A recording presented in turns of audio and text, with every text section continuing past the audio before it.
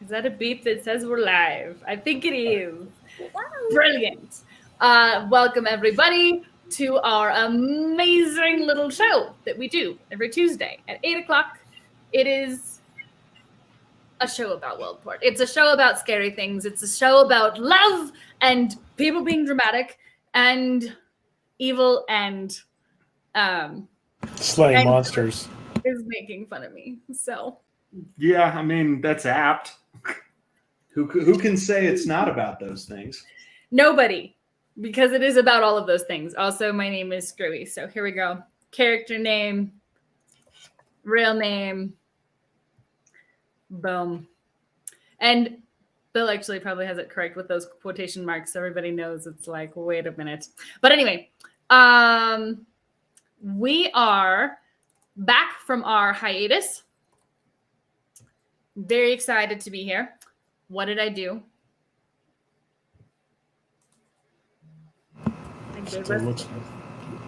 Are we not live? No, we are, but I just changed the screen. Hold on. We're going to see what this does. Yep. Hold on. This is what we want. Yep, there we go. Brilliant. So this way, when I pop people out, they will go, everybody will fill in. Anyway, sorry, tech stuff. It would not be an uncanny stream without tech stuff. Hello, everybody. We're going to start where we left off 3 weeks ago. If you haven't gotten a chance to catch up, well, we'll catch you up very briefly, and then you can go back and watch the recorded episodes, either here on Twitch or on YouTube or on Facebook, wherever you prefer.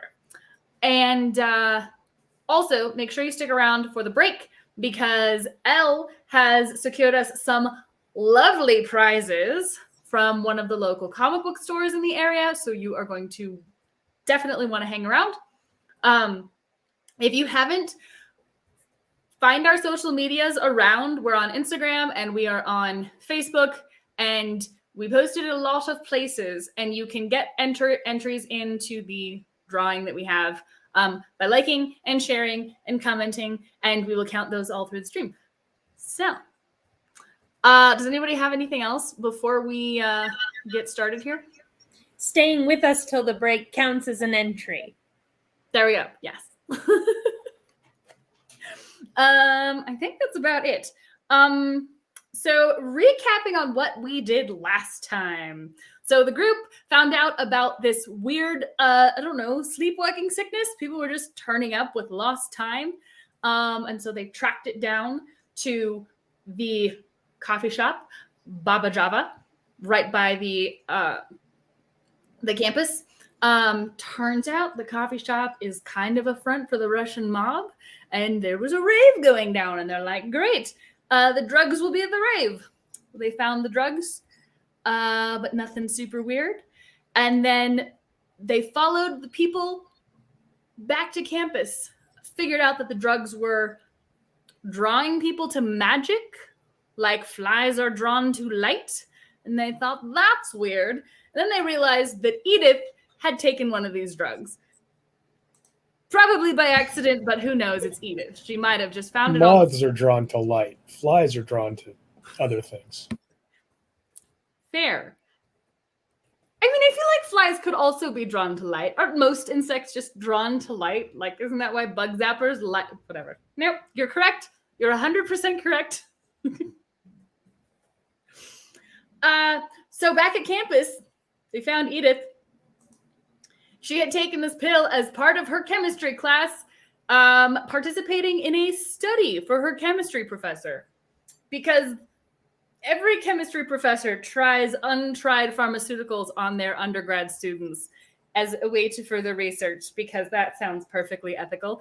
Unfortunately, it is if everybody signs the appropriate paperwork. So, ethical. Legal? We'll say legal. Ethical? Meh. Found Edith. Found Professor Miller. She was a very young professor. She was a very sure of herself professor.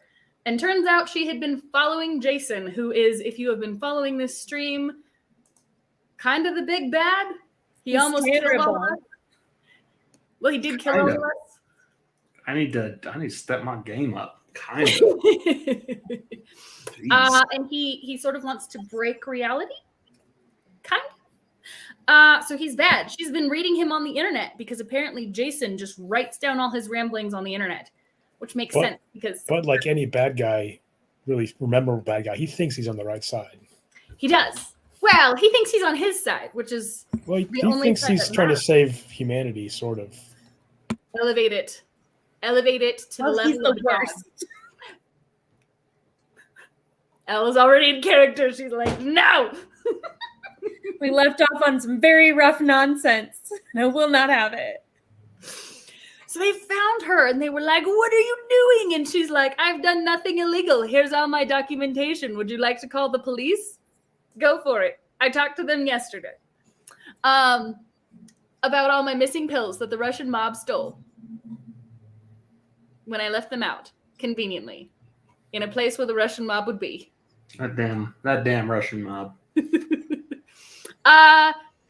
then revealed that the reason that she has been reading Jason is because she is bored, because she is a genius, and quantum chemistry is not enough for her, and she would like to figure out how to make a soul, which produced multiple reactions from each of our characters, and Mike was quickly like, can we kill her?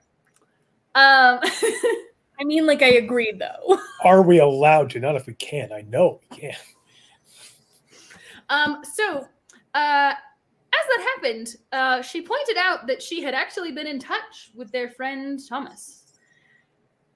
And asked them if they had heard from him. And Rose called Thomas. And it didn't sound like Thomas. And And it's all been terrible. This is where we begin in media res. So I think we're going to start with that little phone call. So I'm just going to pop Mike out here. But Elle, you rush out and you have this phone call with Thomas. What does Thomas say to you? Hello? What does Thomas say to me? You just called him. Hello? Hello? Hey? Where are you? Don't have a lot of time to talk right now. I have business. Okay, but like, where are you? And we'll help. I don't estimate that you're going to want to help with this. Okay, why are you being weird? What's wrong? Is it this Dr. Miller lady? Because she's horrible, and if she said something to you, I will deal with it personally. Horrible, yes, but brilliant. She did me a favor. I'm doing her a favor. What kind of favor? She's tired of the supervision of the gentlemen who run the coffee shop. I'm doing something about it. Thomas, that doesn't really sound like your kind of thing. It's not Thomas's kind of thing, no. What do you mean by that? We have a lot to talk about. Yeah. I'll come find you as soon as I'm finished here. Well, maybe don't do anything rash. Maybe come find me first, and let's talk about whatever this is. I didn't intend to do anything rash, Rose, but the gentlemen with the varicose veins in their bald head are looking at me funny, and a bunch of very hairy, muscular gentlemen appear to be searching for their weapons. Okay, you could just... I'm going to let you go. I'll talk to you soon. I'll call or find you or something. Okay, but you could I'll just... be right with you, gentlemen. Thomas, you don't have to deal...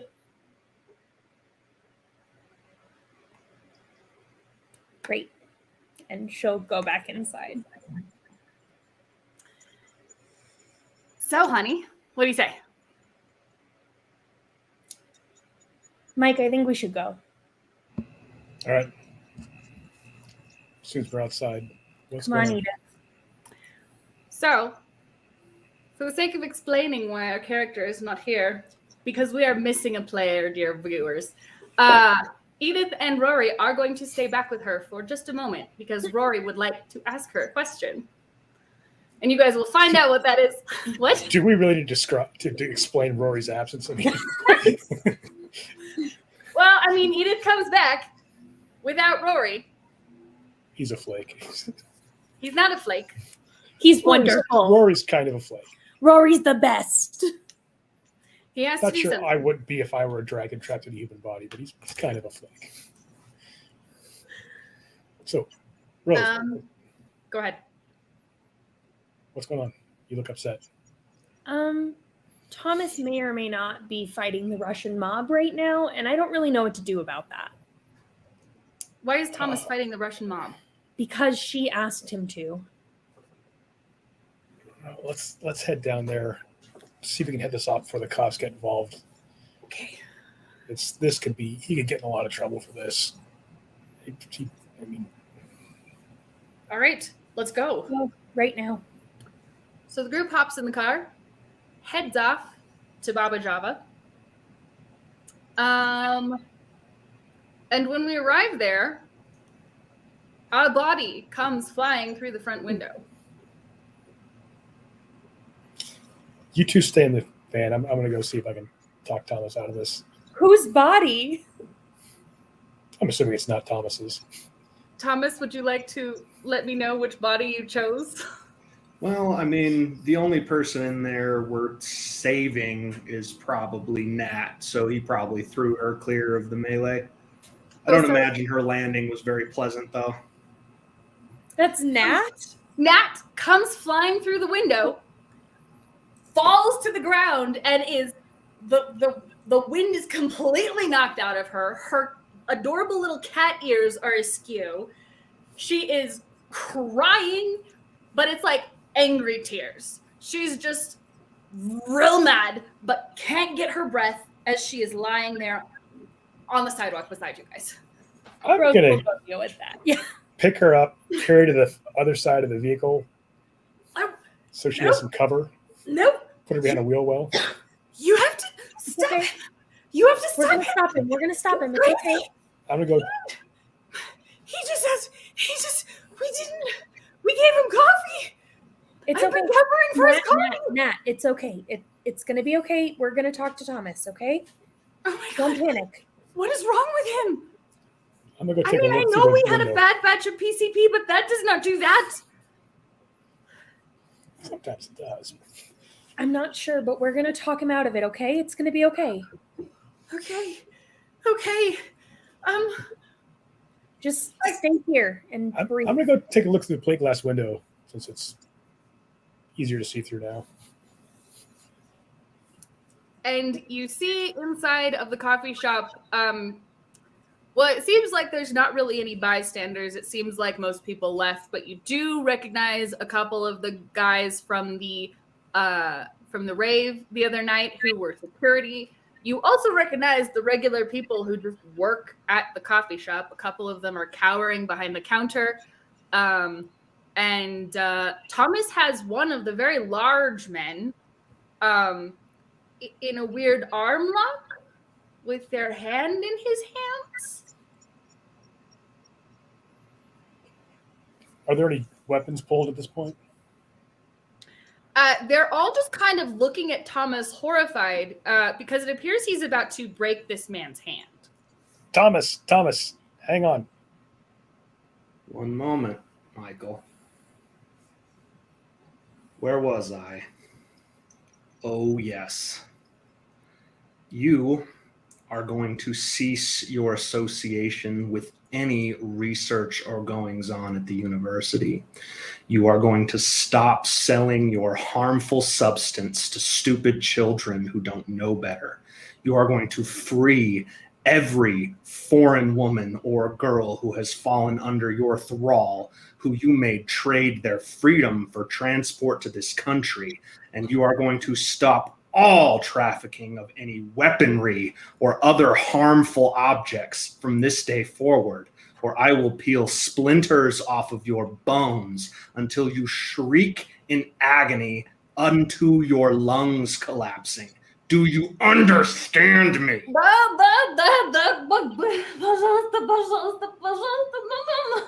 I don't beak dying. You're going to have to be clearer. Ow! And his like hand just snaps, and he like rolls on the floor. This man cannot speak. His hand will never be the same. That was not a very fruitful negotiation. Which one of you wants to step to the table next? And they are standing along the wall, like they kind of have their guns in their hands, but they're not quite sure. Fellas, you don't want to shoot him. He'll just get really angry if you do that. My terms are the same I just iterated, gentlemen, and so are the consequences. The sooner one of you agrees, the sooner I leave. But rest assured, if you agree just to be rid of me, I will be back for you. We all leave right now. We have boat, we find helicopter. Your prisoners freed. We free prisoners, we give you keys. And they're like, your ill-gotten resources distributed to the people you've hurt. We have warehouse. We tell you warehouse. You take warehouse. You take all the drugs. You take the drugs. Michael, can you do anything with that? If we get the warehouse, yeah. Sufficient. Keys now, then run. Scoop up your friend. And they toss you, like, shaking. They, like, toss you. They grab up. They have their friend on the floor. There's another couple guys who've been pretty badly beaten. There's not really enough of them to carry all their people out, but they sort of start to drag them out. Nat has recovered, and she is at the window, and she is crying angry tears, but also maybe didn't know about this side of her family's business fully. And if you're still nearby her, she will just be like, I'm so sorry. It's okay. It's okay. Is there a place, Just kind of pull her into a hug. is there a place Thomas and I can talk alone without people listening? Oh, yeah. The place is basically clear now. Thomas, what exactly set you off? He turns to look at you, and you see immediately, which would probably not cause recoil in you, but would be distinct and immediately noticeable, that his eyes are black. I'm not set off. You don't seem yourself. Define self. This isn't how you normally act. The boy? Yes. He's sleeping. So, who are you then? That's the $1,000,000 question, isn't it? Did that professor put you in, Thomas? No, I've been in here the whole time.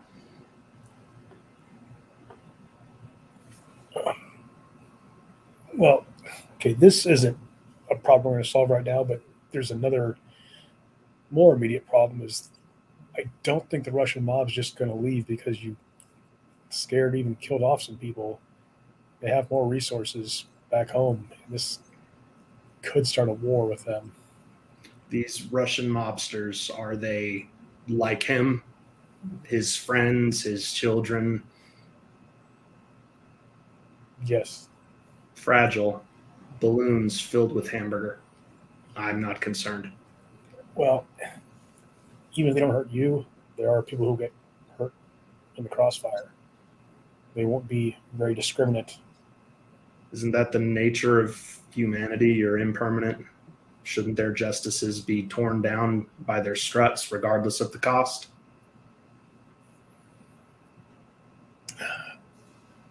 Not if it's going to kill a lot of innocent people. People who have no connection to them. Innocent people. Are they innocent? I think the people they've harmed are innocent. That's what I'm saying. There are more people like that who will get harmed when these mobsters come after you.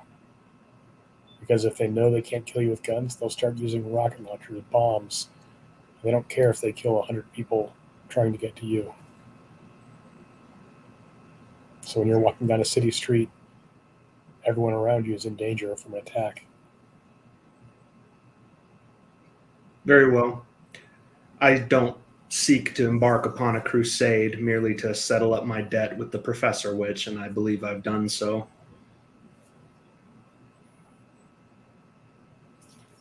So is she going to take you back, or are you still going to be in Thomas? No, that's beyond her. Our objective together was something different. So at this point, Edith comes in, and she has been kind of groggy this morning, but she's been paying attention. And she comes over and she says, "You've been here the whole time since we woke you up on the island." I am what you woke up on the island.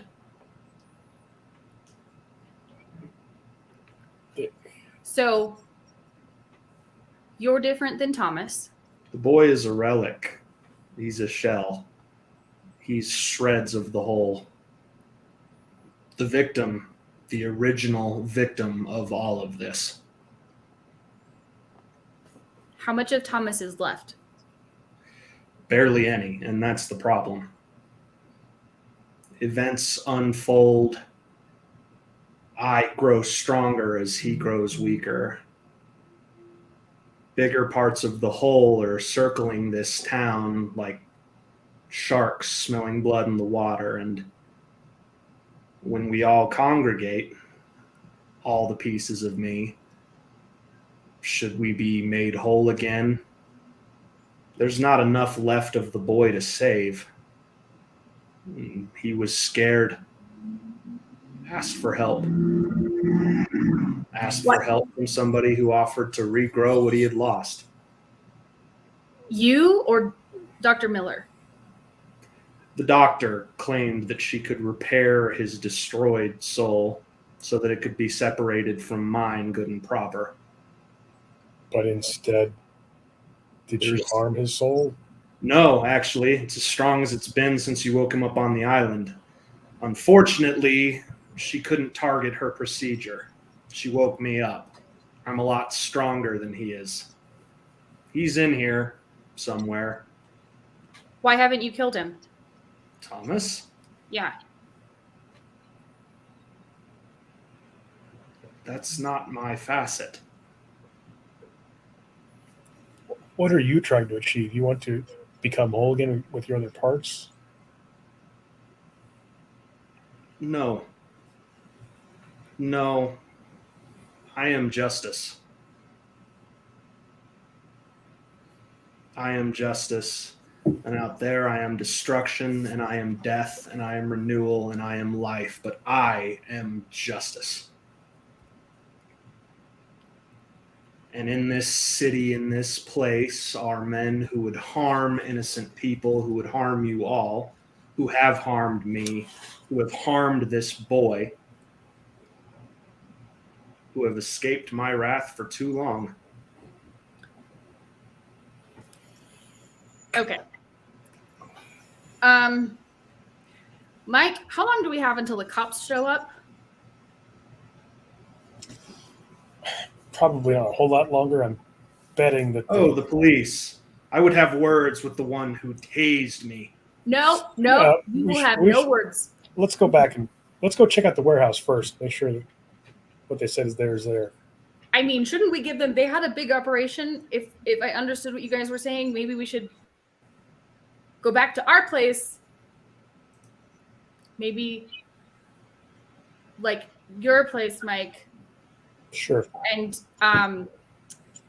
Batman over here can stay in the cage while we figure out justice, vengeance. You seek to cage me, Scarred One, and you think that I will simply go along?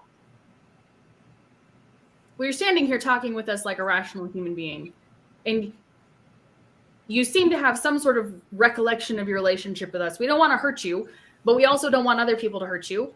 And that's you need to not probably hurt not an issue. I have no desire to hurt you, but I will not submit to your justice. your Thomas. authority, your leash. Let's get you back in the vehicle. We'll take off from here so that there's no problem with that. If the police show up, they try to take you in. I Let's will just leave before that happens. I will go with you, Michael, Connor, Rosemary, Celeste, Edith. You need me with you anyway. Let's drive to the Haven. I suggest Do you some all planning. prepare yourselves. Excuse what? me? He's coming back. Who is? Jason? Almost certainly. I hadn't thought of that. No, my other selves. I'm as strong as I've ever been, and we call to each other. I feel them even now getting closer and closer and closer. This whole dance is about to come to a crescendo. You are the being that Jason reached when he tried to pierce the veil of reality in our universe. I'm a piece of that being. I'm the only one of us that you'll meet humble enough to admit that I am but a facsimile. So, what does it mean for our world if you all reassemble and become one again? Where? Here. Here? The end. Is there any way we could get you to reassemble somewhere else? Yes. I suggest you find a way to reach out to Jason Grayson. That was his whole goal. I think if we reach out to Jason about you, we're just handing you to him. And no, all right. Car? Now, remember, Jason realized he made a mistake. Maybe his mistake was breaking this thing. But Among many. Remember what his plan was? When he realized how powerful the beings he was facing were, what his plan was to take them out. It wasn't just try to destroy them. He was trying to create a disease. Trying? Did he create it? I mean, Yes. Yes, he did. and we didn't get the homunculus. It's somewhere. Somewhere is apt, somewhere very close. Do you know where it is? I could find it without much effort, or find him without much effort. Okay. We should wait till Rory's back before we try that. Yeah. You did not bring your dragon to the firefight. We didn't know it was a firefight, Thomas. He had something he needed to do. Fascinating. Brave. He's his For own what person. for what it's worth, Thomas is sorry. He did it for you. He doesn't want to go away. He doesn't want to be consumed. He wants to persist. He sought to heal. He just doesn't understand what's happening. Okay. Can we go to the Haven? Maybe. We're on the way. Already. And yeah, we're in the car. Thomas and Rose have a conversation in the back.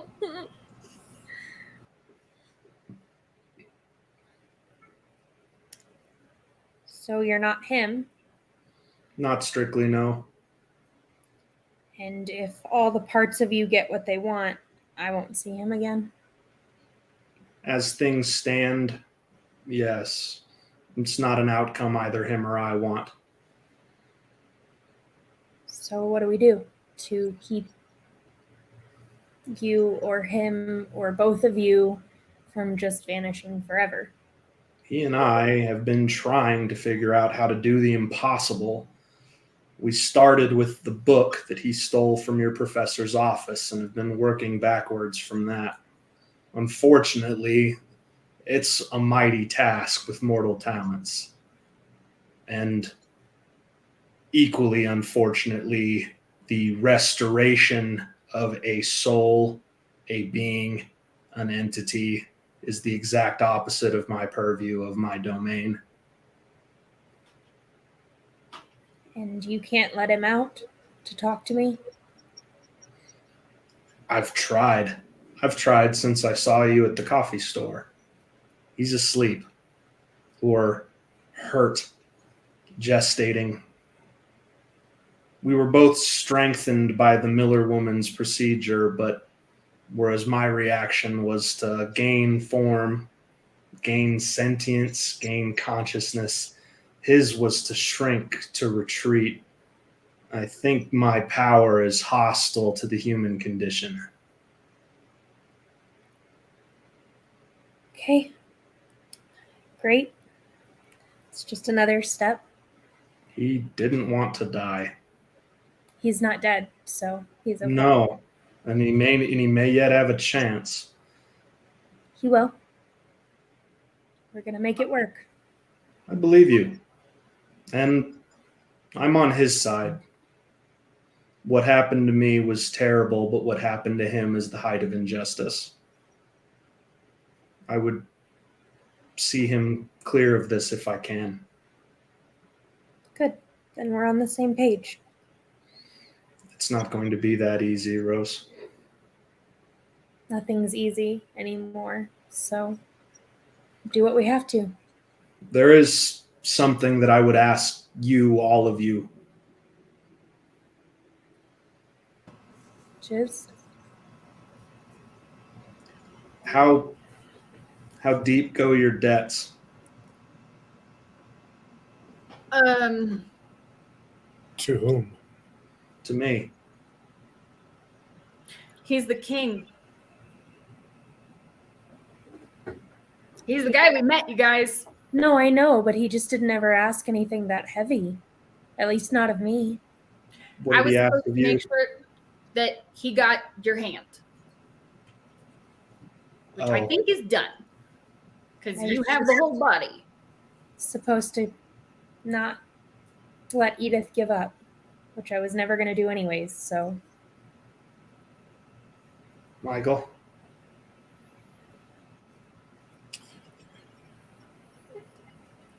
You asked me to. My agreement was that I would do whatever I could to keep Thomas. Remember now, to keep Thomas, to keep his soul. It was really stated. Hang on. Come back to me.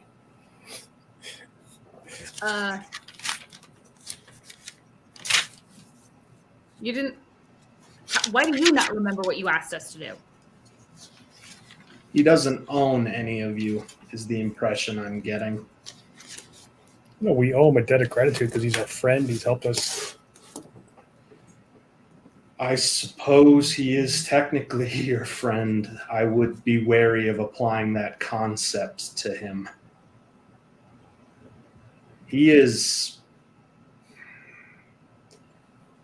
a tree sprouts from the ground. It bears branches. Those branches bear leaves, yes. The tree grows over. It needs to be trimmed. Cuttings need to be made to seed the forest. I would be akin to a branch. The carrier of Jason's plague would be akin to a branch. Numerous other leaves and sticks consumed in the fire of his research on the island, but the one from your dreams is the tree, pruned but still very much intact and very dangerous. Okay. This is a being that beings greater than humans fear like unto a god. You must be cautious. Okay. Why are you telling us this? Because if we oppose him, aren't we opposing you? Do we even want to? Can he kill Jason? Unleashed? Certainly. With a thought. Okay, but then we have to put him back in the bottle somehow. Beyond you. Okay. We couldn't just talk him into taking out Jason since he has a reason to kill Jason. He has no reason to kill us. Do you know what separates you humans from older elder beings? Have you figured it out? We have a soul. Yes, but We what like does that mean? macaroni. What What does is that mean? We have a soul. What does it mean for you? What does it do for your existence? What separates you from creatures and animals who don't have the same blessing? I'd say we care, but a lot of us don't. So I don't know. You're very close. You can choose. Oh. You have no nature. Human nature is a myth, usually designed to propagate a sales tactic. You are whatever you are raised to be and whatever you choose to be. And you run the gamut. Some of you are unspeakably cruel and evil, and some of you are saintly. But you can find all sorts. Look at you lot. Heroes. A choice that you make very, very regularly.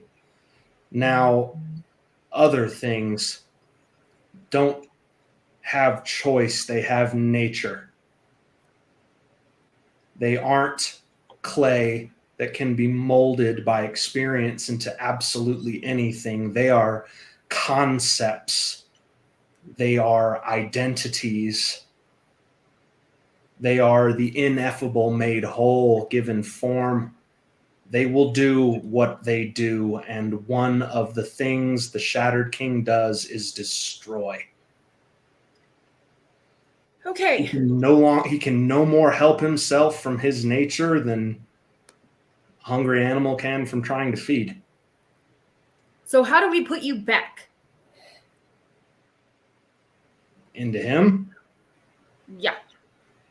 On the other side. Without necessarily killing Thomas. Well, we make sure that he's ready for the separation.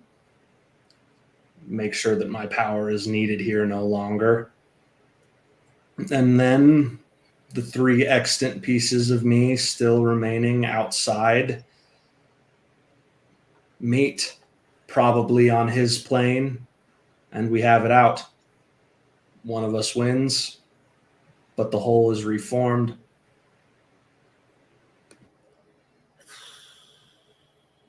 Where are the other 2 pieces?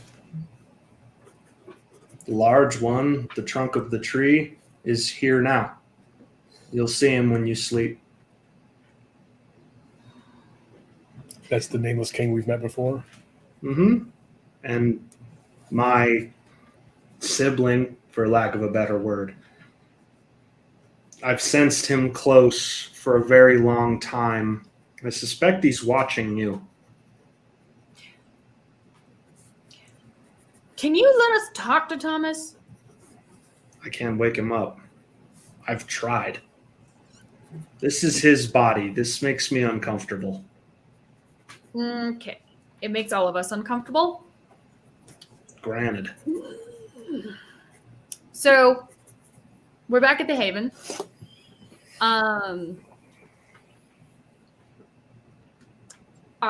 Edith would like to talk to Rose by herself for a second. So, Batman Thomas, do you still like coffee? Oh my God, never mind. Rose, come over here. Hey. Are you okay? You know, my date is a space monster and might not come back. But I'm handling. He's actually technically a vessel for a Cthulian god that could destroy the universe, but Mm-hmm. How are you doing? You were drugged and used for a super terrible experiment. I mean, I don't remember any of it. So it was actually literally the least stressful thing I've done since all of this started. Makes sense. I think we need Dr. Miller. And I don't think Mike is going to want to work with her. I don't trust her at all. I mean, she did this to Thomas. But And who she else? likes Jason. He's a psycho who killed us, quite literally. She reads Jason. And that's a problem. She sent Rory to go find something about his people. He's going to come back with a book for her about dragons because she's curious about non-human creatures and if they have a soul too. What's she doing for Rory? She's going to let him read the book. And I told him to go and, I don't know, burn it if he needs to, or we can keep it for leverage or something. I'm sure she's got some sort of contingency plan, but I don't trust her, but if you trust her, then I'll get over it. I don't trust her. No. But I think we might need her. Because let's be real, who else is going to put something back into Thomas? Who else is going to rehabilitate? How do you even do that for a tattered soul? I don't know. The Shattered King isn't going to do it.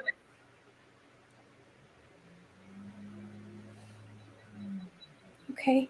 I mean, okay. I don't know how to do it, so if she does, then okay. I don't know what to do at all. We're going to make this okay. Are we? We're going to do what we can. And Thomas is not going to die. We're going to make sure of that. We're going to use every single tool we have. Okay. And you're going to be okay. Trying really hard, Edith. And if he dies, you're going to be okay too. Sure. Edith, haven't you ever met someone who it just feels like every part of you is supposed to be near them? No. That's what it feels like with him, like that I'm supposed to be there. And I don't know how to help him at all. And this not Thomas is super weird because all I want to do is talk to him and that it's not him.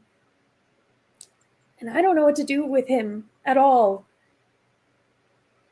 It's like looking at your best friend, but it's a stranger. I don't know what to do. Keep being you. Because if he's in there and he's asleep, he can hear you. And I think that's probably the best ally we've got.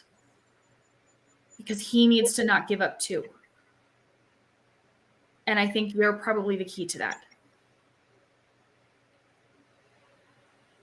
Right. Are you okay, Edith? I'm fine.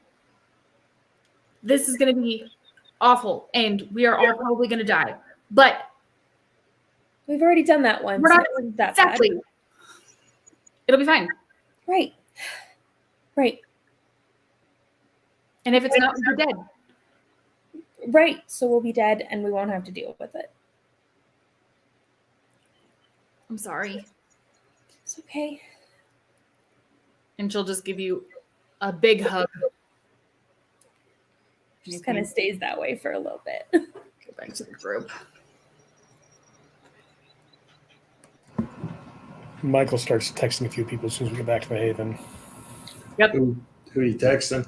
First, he's in contact the highest level priest he can think of who will respond quickly and meet him in person because there's matters he needs to discuss in person. And then text the detective, see if he can give him a call, kind of explain what's going on a little bit, just so he, at least he's going to give him enough information so that he can have a plausible explanation if anything comes back on him. I mean, hopefully they can just say it was a gang-related violence and just leave it be because it's the mob. The Russian gangsters aren't known for cooperating with police investigations.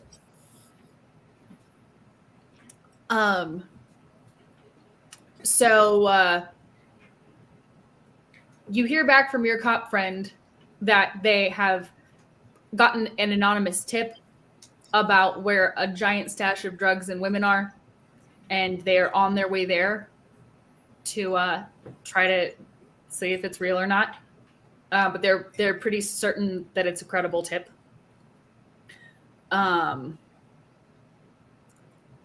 Okay, that's all I got for you there. Is there anything else that Mike and Thomas need to do? Or were you doing anything while we were, other than texting? Thomas, I would imagine you're just sitting in a corner. Staring at a wall. Literally what I imagine. That's great and super creepy. Would you be sure to let us know if Thomas does wake up? If he wakes up, I intend to surrender sentience to him, his body. Technically, his brain, his meat. It's very considerate of you. What happened to him is a crime against humanity. I feel like we're really lucky that this is the specific piece of the Dark Lord Shattered King that came. Luck has nothing to do with it. What, you just fit in, Thomas? No, you can pat yourselves on the back. What do you mean? Shards of a being like what I come from don't have form, don't have personality. I've grown within the boy. Okay. You made me. You less than Michael and Rose understand. I mean, no offense, but you all to a degree. Okay, that's weird. I think it makes some sort of sense. Thomas was basically a mold for him. He became a casting of what Thomas was. It's a rough analogy, but I think it kind of gets the point across. Less rough than I think you might imagine, actually. Happily stated. Rose, your phone rings. Hello? Hi, honey. It's Janessa. It's Dr. Miller. How is Thomas? Edith, there's a phone call for you. You're going to make me do a phone call with myself? No, she puts it on speaker. For Edith and Rose, she'll kind of pull her to a different room, knowing that Mike is going to not love this phone call. I mean, okay, well. That's just going to make Michael try to get so he can listen to the phone call. So it's not your business, Michael. Rose, I mean, we can let Mike listen. We're going to have to tell him anyway. Hi, Dr. Miller. Hi. Okay, so did you find him? Yes. And how is he? Not him. Okay. That's actually great. How is he not him? This is just really important, and it's you don't have any idea how cool it is to have the idea of these two things in the same place at once. This does not happen. You are on the cutting edge of like. I'm really glad you're excited about it. Thomas isn't Thomas. Mm-hmm.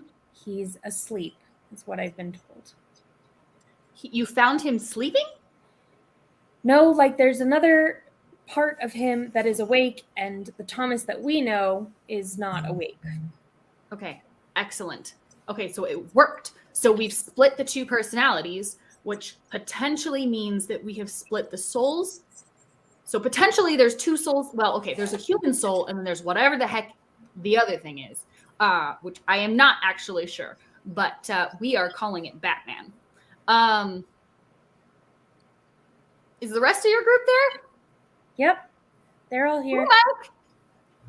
Mike. We're here. How's it going? Not so great.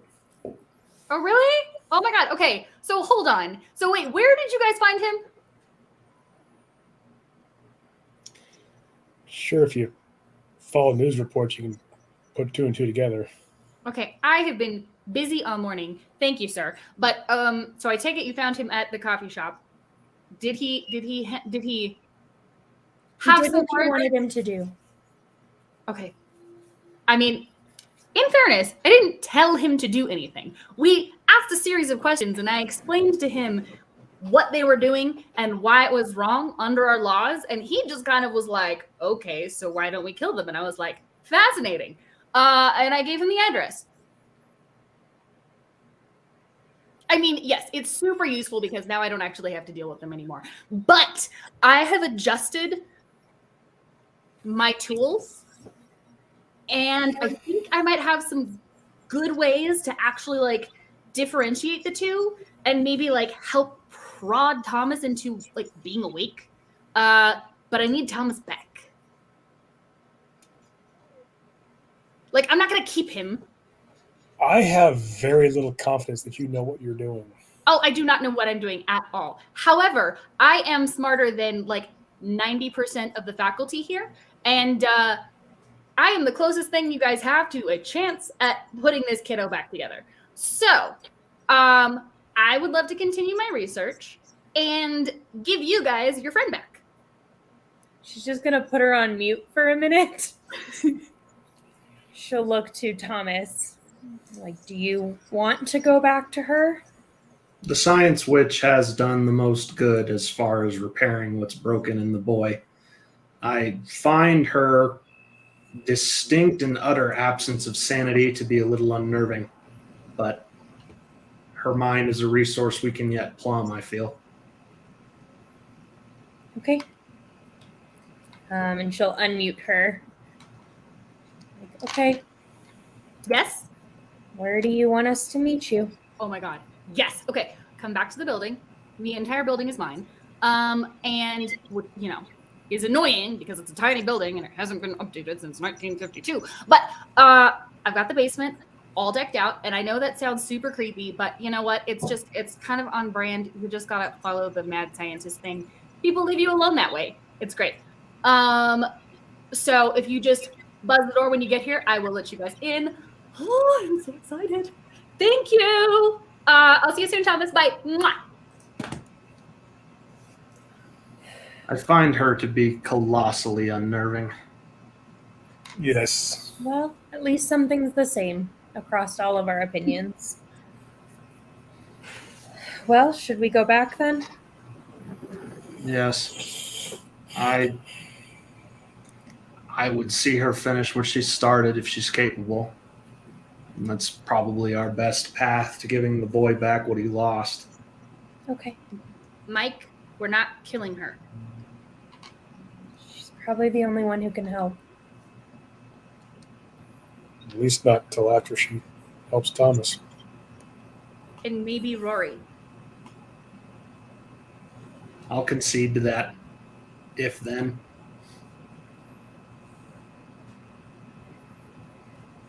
Okay.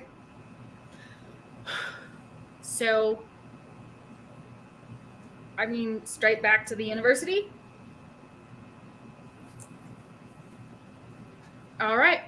Let's do We it. hop in the car and head back to Janessa's office. Oh, that woman stresses me out.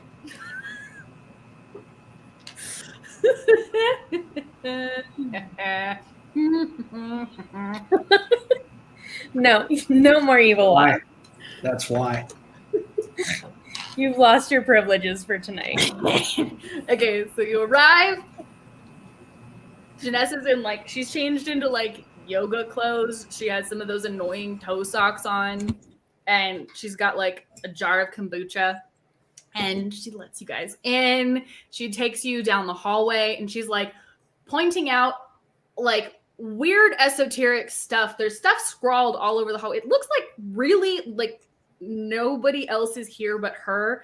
And there's some like beautiful mind shit happening on the wall. She is clearly really intense about this and also exploring aspects of quantum chemistry that could either break the world or like solve world peace.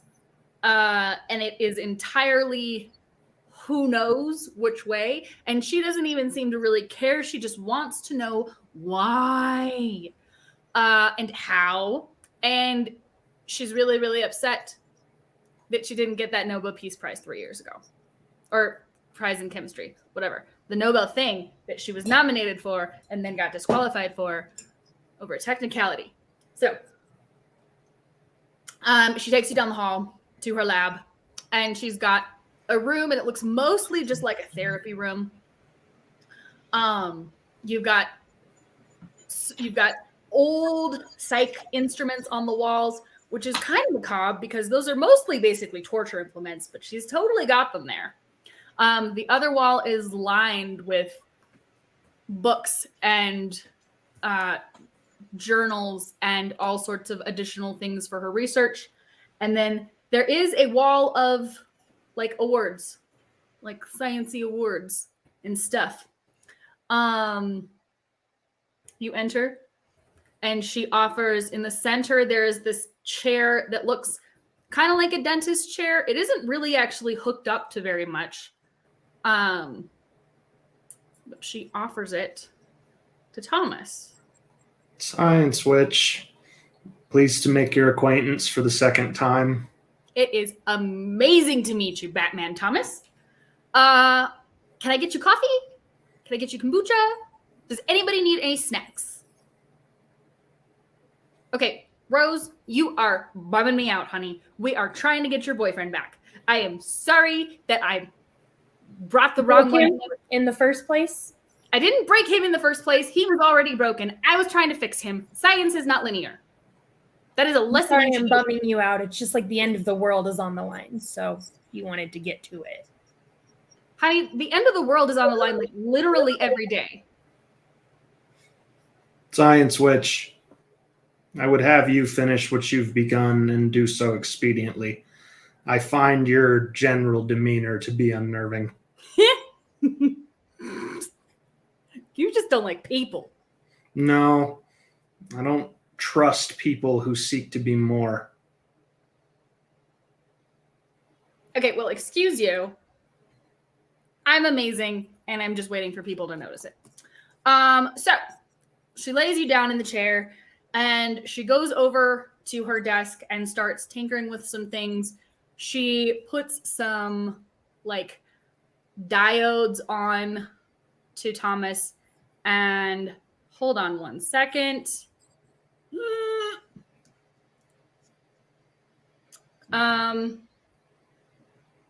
Okay, well, I'm just going to ask Thomas, or not Thomas, DM, is now a decent time? That was a great time. Okay, cool. So she's moving to put stuff over on Thomas. She's like attaching some diodes. When all of a sudden, a very large person, just like who you guys should have heard coming down the hall, but you did not. Nobody heard him. Opens the door and shoots Janessa in the back, and she falls over. Pleasure working with you, Professor. Oh my god! He starts walking away. Wait, who are you? No?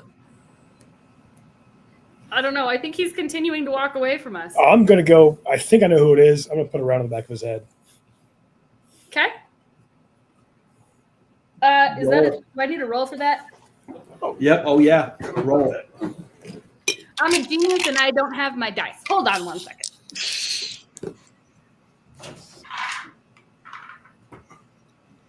You spend 1 minute looking up the giveaways for break and you miss all of it. There's a lot more to come.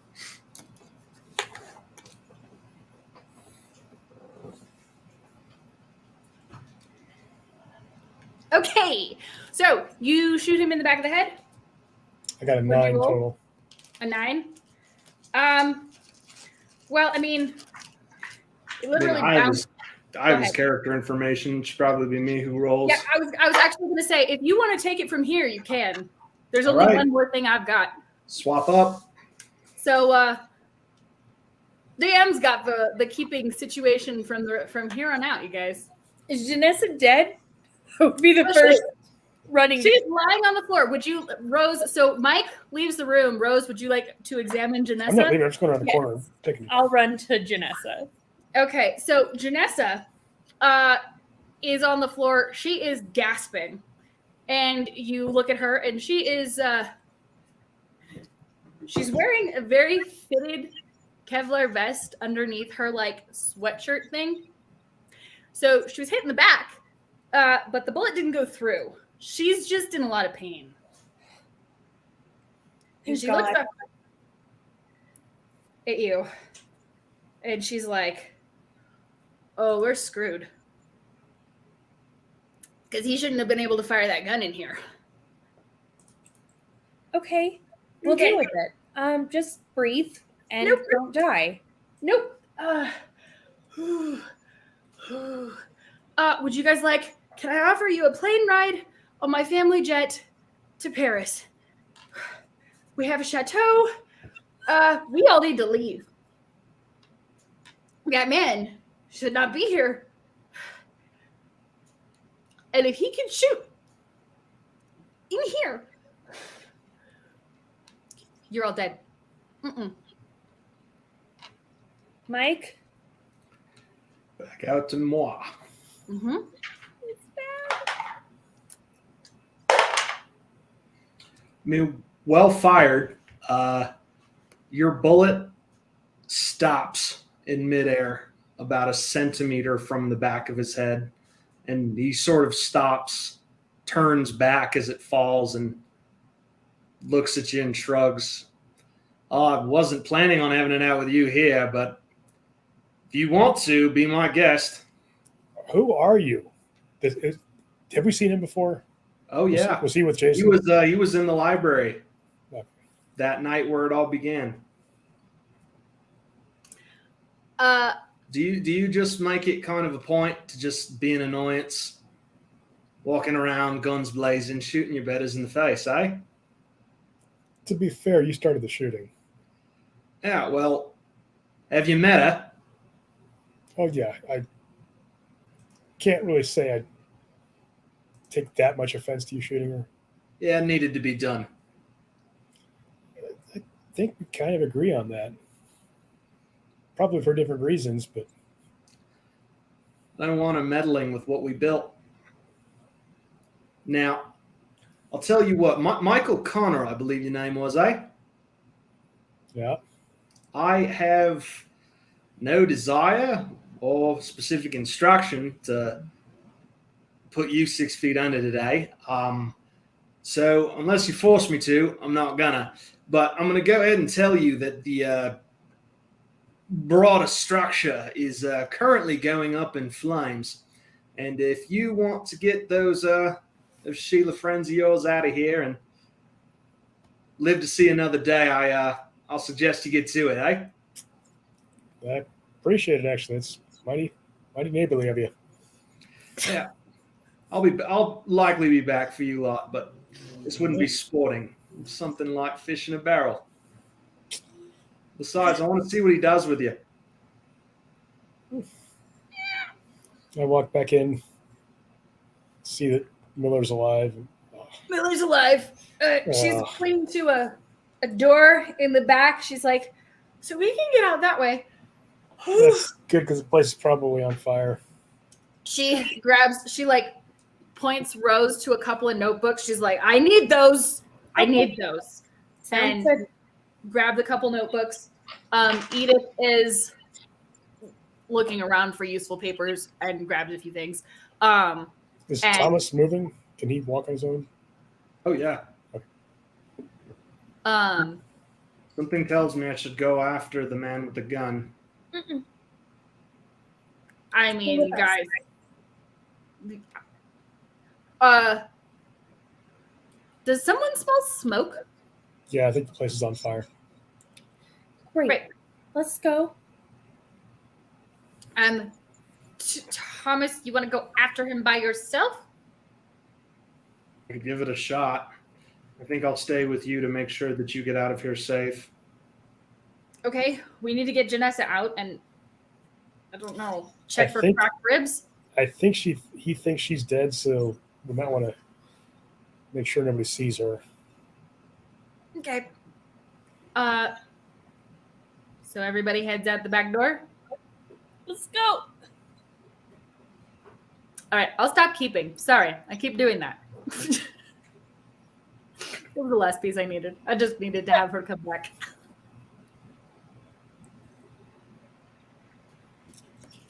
So you flee through her sort of neat back exit, and it pops out sort of in like a cellar form into the outside back onto campus, where her research building is absolutely going up. It's torched, and it's beginning to pour out flames and smoke into the sky, and quite a crowd of students and onlookers is immediately starting to sort of aggregate around, taking pictures on their cell phones, just gasping, asking each other what's going on, what happened. People are talking about like a weird chemistry accident and what the hell's happening.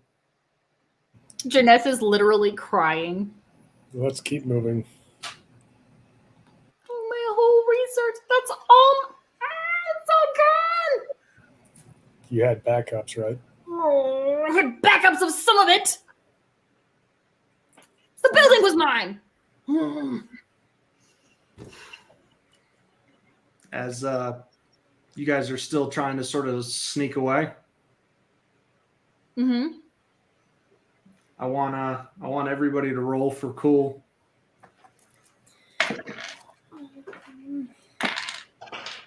Cool. 9. 9 is what? 997. You are able to get away from the crowd in general without anybody taking sort of special notice, and you're hoofing it as quickly as you can be expected to with somebody who's really kind of compromised, dragging you down back to the van, and you get sort of within sight of it. You get away from the burning building within sight of the car, only to find the shooter himself, the muscle, smoking a cigarette, leaning against it. And Janessa, like, as easily as she can, tries to, like, slide behind Mike. Did he see her? Oh, yeah. Well, I'll give you credit, Shayla. You paranoid enough to wear armor. Hi. What did I do? What in 9 else were you thinking touching the boss's project? Oh my god, you didn't expect me to not touch it, did you? Yeah, kind of what we expected you to do, eh? He didn't say no touch it. You thought that you would try to play with loopholes with the boss. Okay. I was trying to, like, figure out how to get everybody to have the best of both worlds. She needed her boyfriend back. You guys want the Shattered King. You could just have him. If we could split him in half, everybody's happy. And I get a prize. Yeah, see, we wanted him split, Doc. We didn't want him woken up. Okay, well, you know this stuff is complicated. Jason didn't even get it right. No, he didn't. But you see, I can't kill him. And you, a little bit more vulnerable, Dig. I really wanted to make this painless, Doc. I really, really did. And it would have been. Now it's going to hurt. Okay, no. You still need me. Need you for what? I can make this faster. You can make this faster. Sure, why not? Science and magic together. Why not? Do you still think any of what you accomplished here was some sort of breakthrough? Okay, well, when you say it in that tone, I second guess whether I've been the first to do this, but that's fine. The Shattered King is coming back together. If he does it in our universe, it'll be the end of us. Well, The part possibly. that's in Thomas right now is willing to work with us and try to reassemble outside our universe. Truth be told, Mr. Connor, Jason himself disagrees with your risk assessment, but you and I think we've got the right of it. I think that it would be apocalyptic if he were to reassemble like some sort of eldritch Voltron on our plane. But sounds like a pretty damn fancy fireworks show to me.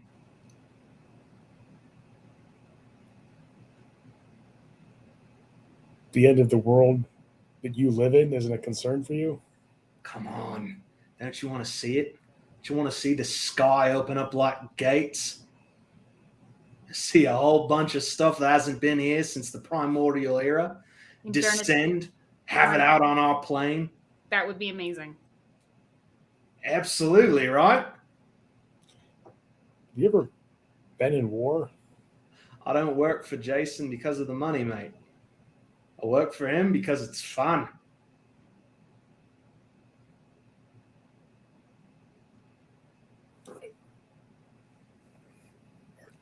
Okay, what if I promise not to touch him again?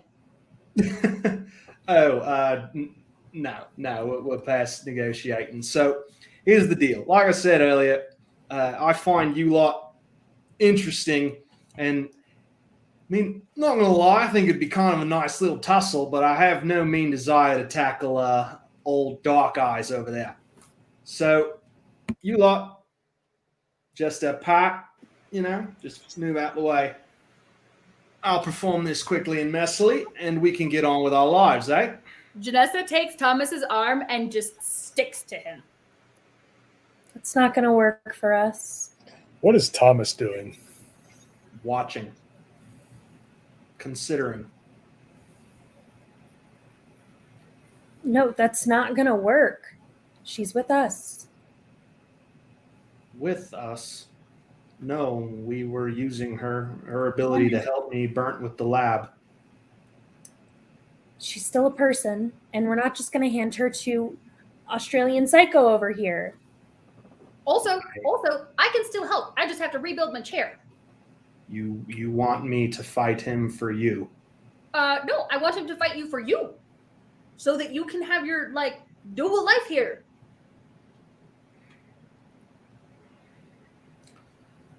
I find you unnerving, inhuman.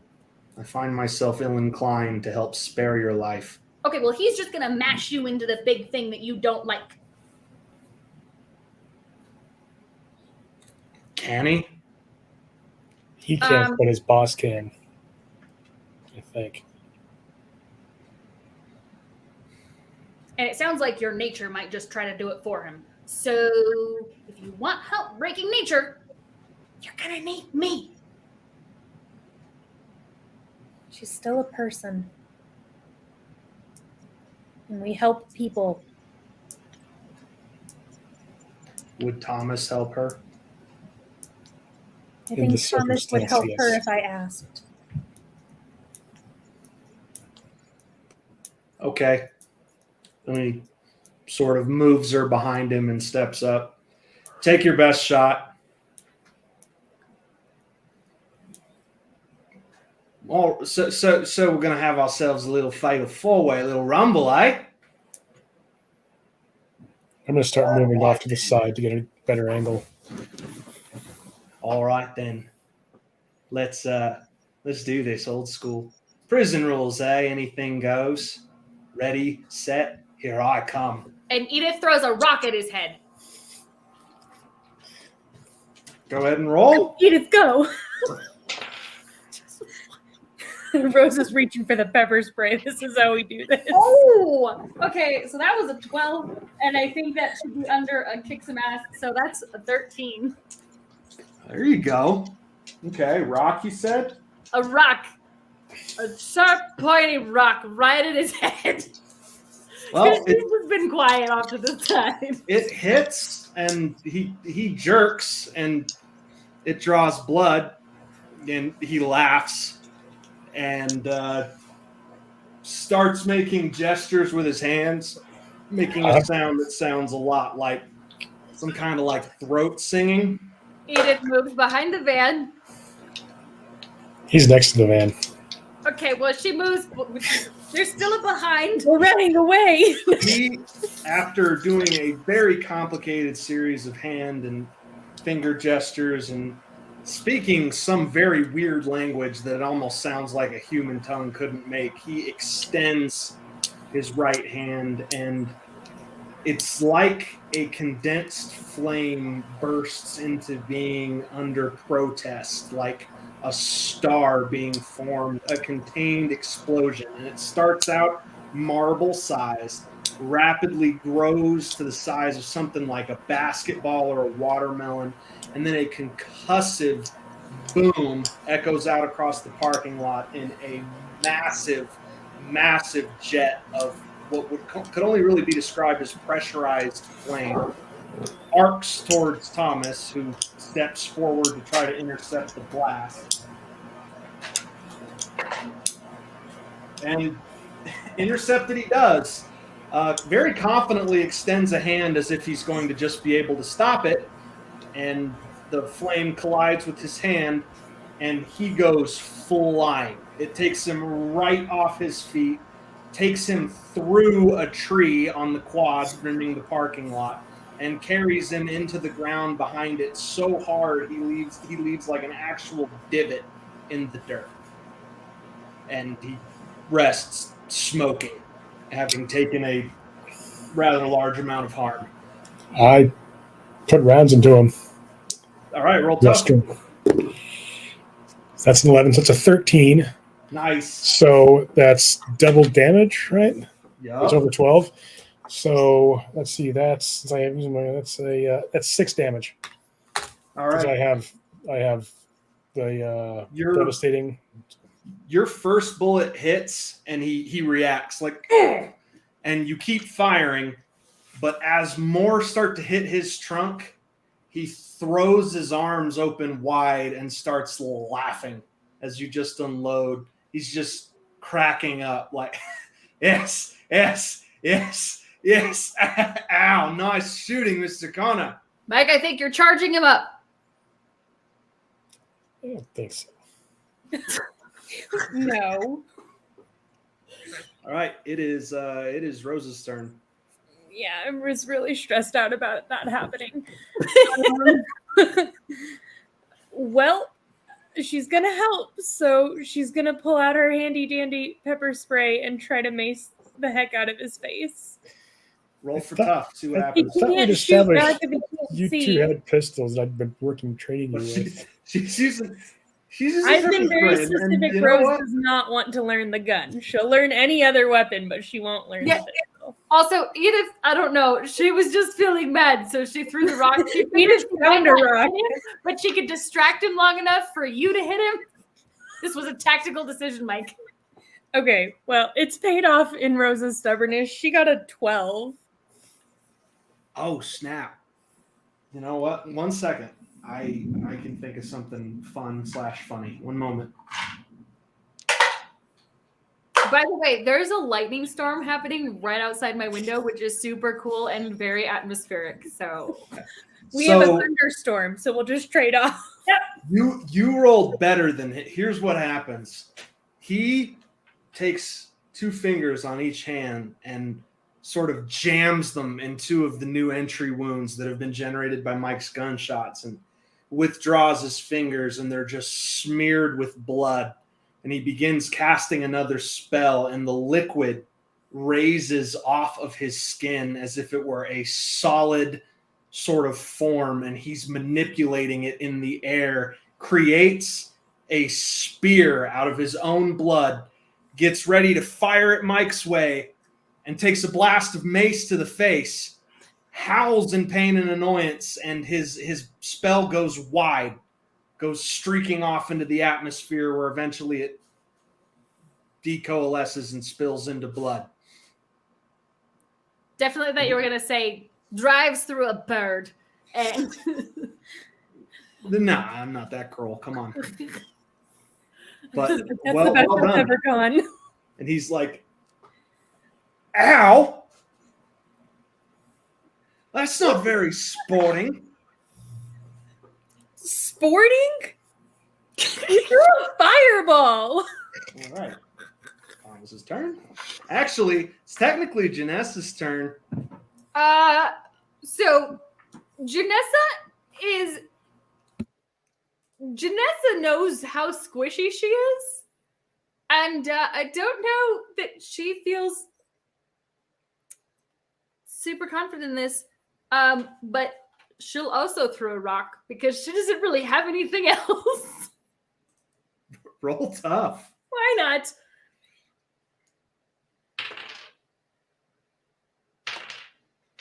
Oh, well, that was a 5. So She's still hurting from what is probably 2 cracked ribs. So she fishes for a rock, but really only succeeds in grabbing dirt, and it just harmlessly off of him.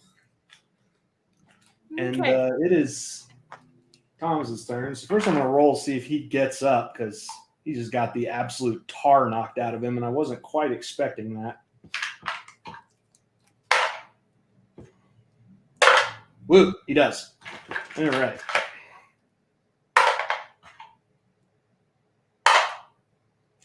That's cool. So he's trying to shake off the mace and is drawing more blood from his wounds that it's pouring out of him, but it's in suspended animation, almost as if there's some kind of zero gravity effect, and it's transmogrifying into some weird kind of dark energy just right there out in the open air that he's trying to focus. And he's clearing his vision, and he blinks a few times and is knocked backwards into the van by a thrown car door that Batman Thomas has wrenched off of another sedan in the parking lot and flung at him. Great. And it is his turn. How bad's the damage to the van? Not terrible. It's a very sturdy van, and his body mass falling back into it after being hit is not going to cause a lot of damage to it. And it is his turn. Ooh. Okay. Okay. Wants you all to roll a d6. Just one?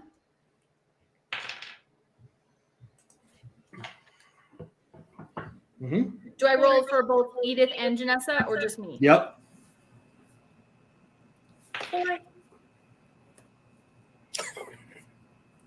Well, Edith got a 6 and Janessa got a 1. Janessa is useless. You're not rolling for high versus low. You're rolling for a number. Oh. Mike, what'd you roll? 6.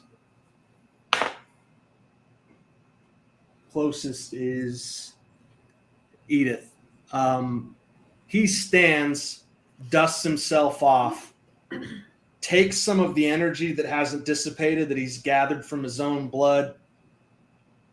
Seems like he anchors into the ground, lifts, doesn't budge, lifts again. A massive piece of asphalt comes ripping out of the street, and he flings it in sort of Janessa's general direction, but after pausing to consider, he whips his fingers around, redirects the chunk of asphalt in the air, which comes spinning at Edith like a frisbee. Roll a d10. Okay.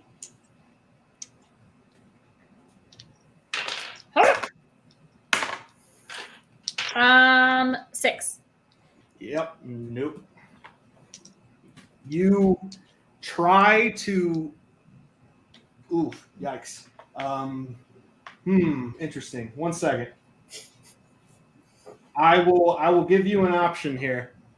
I can roll for the damage this will do, and there is a chance that it will not be enough to very badly mess you up, or we can just say it knocked you out.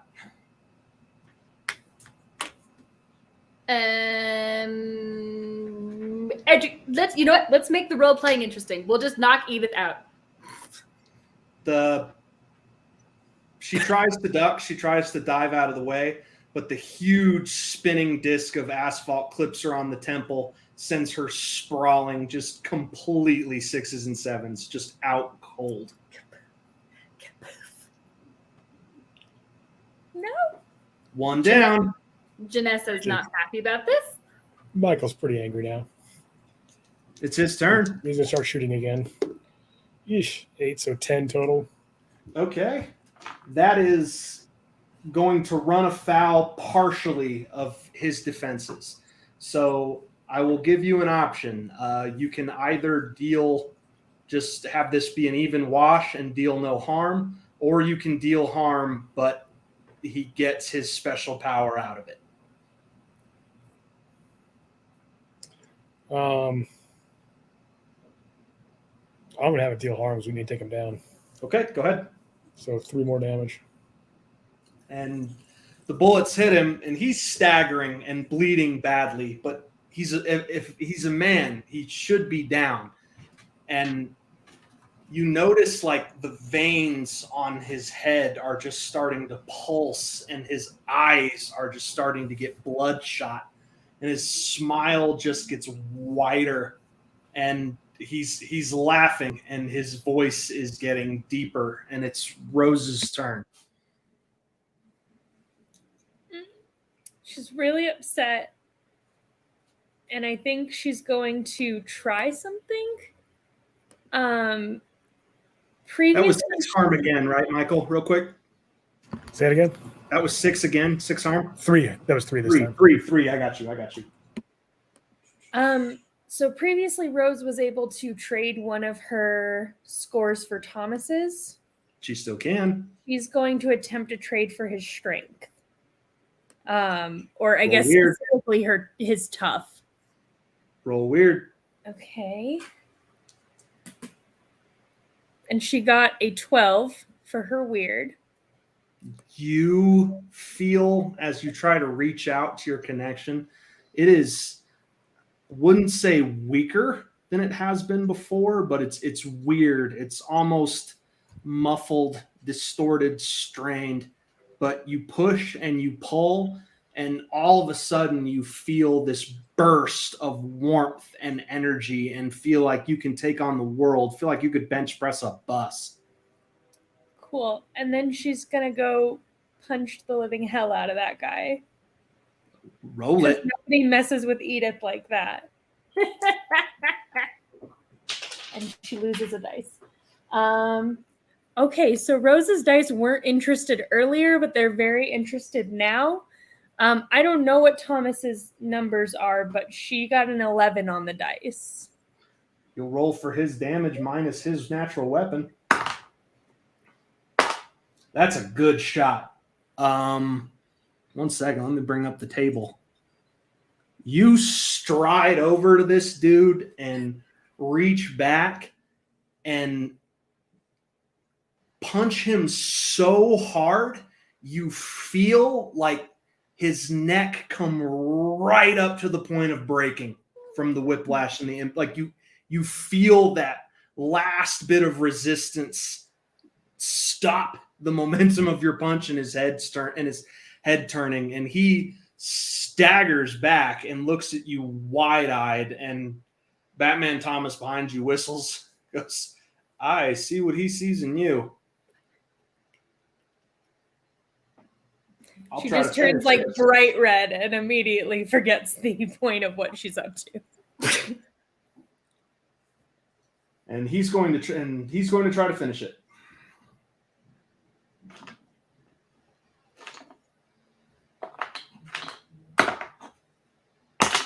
Oh crap.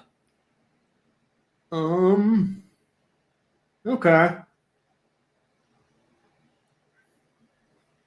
I want to play this. See, it's hard when I'm keeping against myself because I can't offer myself fun devil's advocate things. One moment, y'all. Time for the wheel of outcomes. I was gonna say, next time we do this, I should take one of your character sheets. Ooh. Ooh. Oh, okay. I know what I'm gonna do. All right. This is what's gonna happen. So this Batman Thomas, this guy strides past Rose, confident, thinking it's over. He sees this guy reeling and bleeding from a dozen wounds, and he focuses power in his right hand, and his hand blackens, and the surface of it starts to crack like glass. You've all seen it before. It's the hand of fate. And he reaches back, throws a punch, and the guy catches it. Just catches it in the palm, looks at him, winks. Thank you very much. Oh no! It is it's Michael's turn. Mistakes. I'm going to try shooting him again. Let's hope. Okay. Eventually. Okay, so that's a 12. Yeah, So right that's on. 6 more damage. 6, you said? Yep. Oh man, this is gonna get tense. This is interesting. This is interesting. I've done 15 harm to this guy so far. Yeah. Just me. There's something working in his favor that y'all haven't quite figured out yet.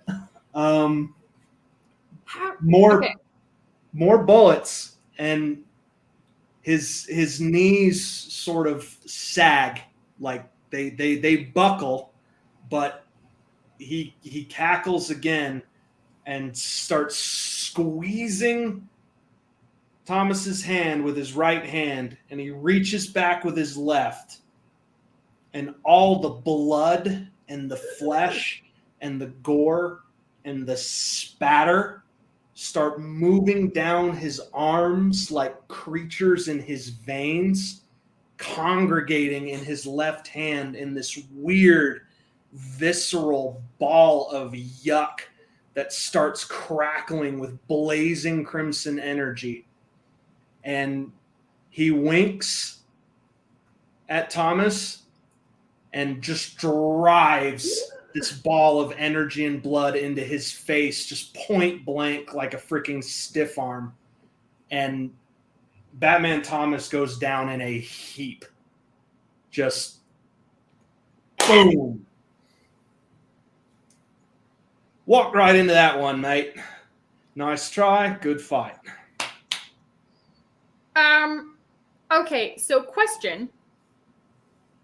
Since Janessa has read about these people and is kind of vaguely aware of who they are, she knew him, she knows him.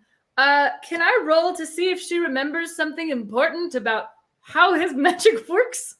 I can let you. I'll tell you what. If you want to learn how his magic works, I'll let her roll weird. If you want to remember something like just about him in general that you might know, I'll let you roll for sharp. But you can only do one. Right.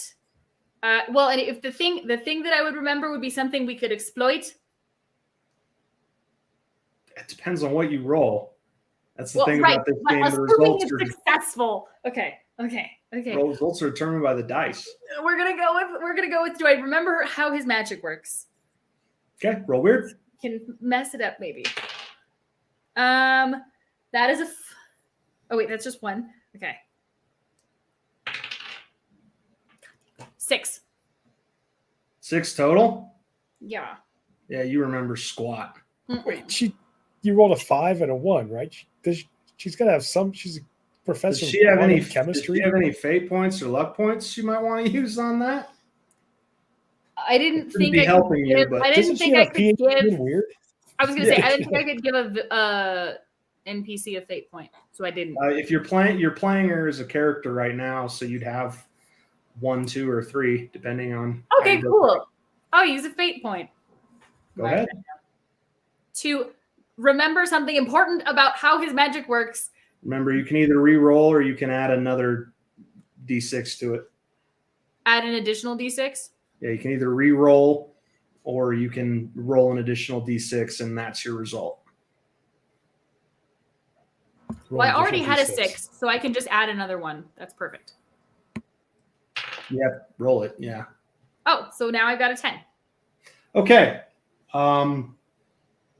He is, you remember just in your curiosity when you're just kind of picking Jason's brains about his gang and himself, that this guy he regards with like a healthy deal of respect. His name is Bob.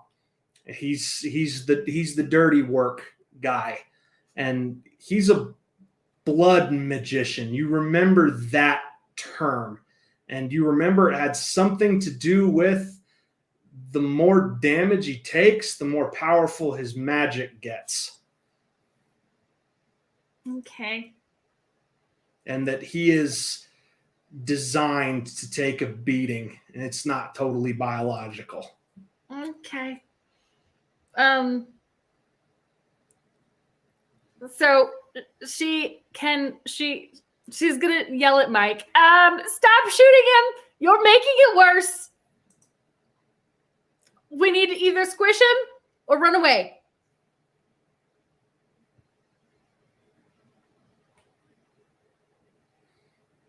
It's Rose's turn, technically, but as the two combatants currently still standing. And Janessa will also go over to Edith because she's useless at throwing rocks apparently, and just go ahead and start trying to revive her. Can we roll to revive Edith, or is she just? Oh no, she got clean KO'd, and she got stipulation KO'd. She's out for the scene. Okay, fine. So she's just over there, like trying to pull her into some good space. But yeah, stop shooting him. Unless someone can drop a building on that man, we need to leave. Mike? Batman Thomas? Is it my turn yet? It's Rose's turn. Are we running or are we trying to keep doing this? Honey, we need to run. Perfect. And she will try to scoop up Thomas and start trying to get away. And he's just like, "Oh, pretty lady. Allow me to come to your assistance." You're doing great. Just stay awake and don't have a concussion, please. The world is spinning. I need to go fight the Australian man. Shh. And she'll kind of keep dragging him. Oh. And it would technically be Michael's turn. He's going to try to tase him. See if I can overload his system without actually causing him any damage. Go ahead and give it a shot. So that's an 11 on tough. Mm-hmm. I'm gonna let you decide. Tell me what you do. Do you shoot him from a distance? Do you do the stun gun effect? What happens? Probably shoot him for a distance. See if I just drop him. All right. So that's a success. You've got it in. And now I roll this for one of his abilities, and we'll see what happens here. He's going to spend one of his 2 luck points to re-roll that. You hit it. Can I spend a luck point to cancel his luck point?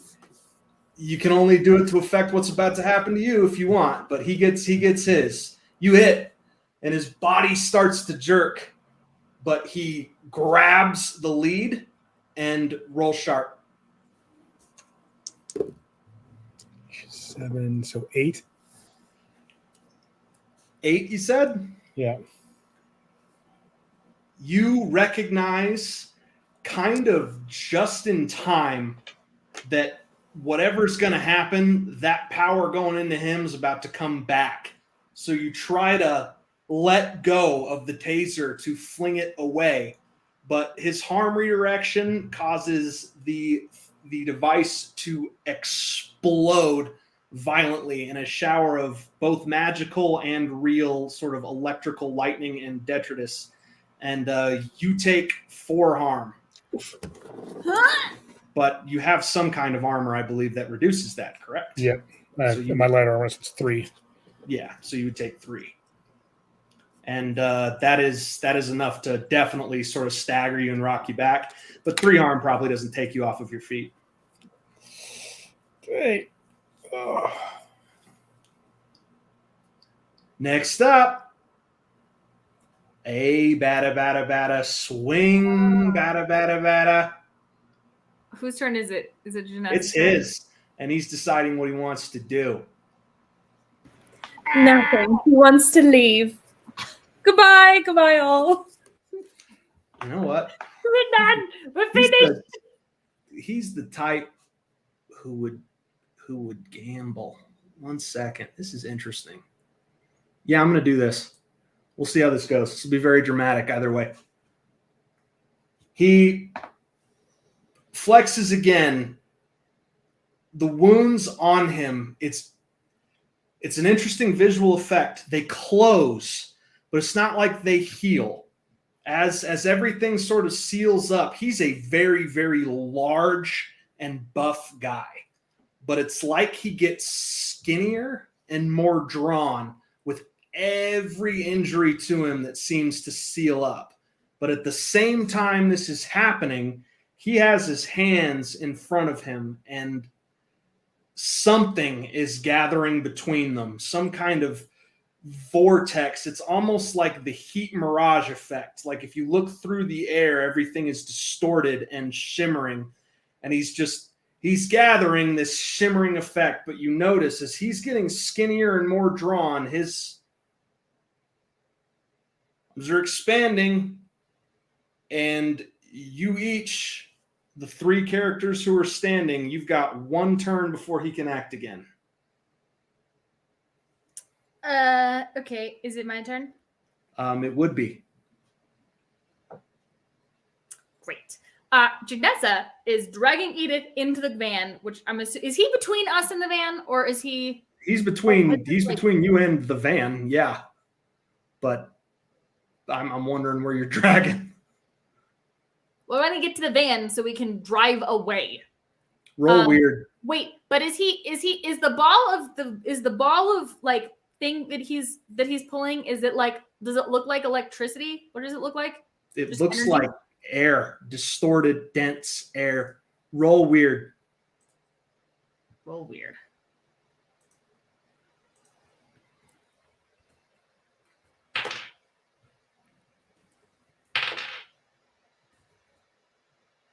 Eight.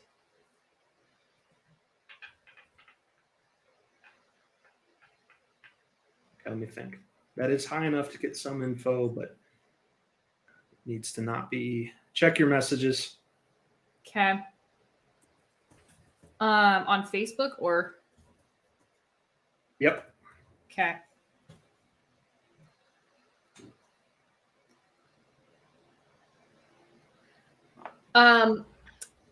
Yeah, Janessa just starts, she like throws this just hurts. She's like, fuck it. But if I leave Edith, none of them are going to help me. So she like pulls her up onto her shoulders to start dragging her into the woods, like behind the trees. And she's like, get out, all of you. And just.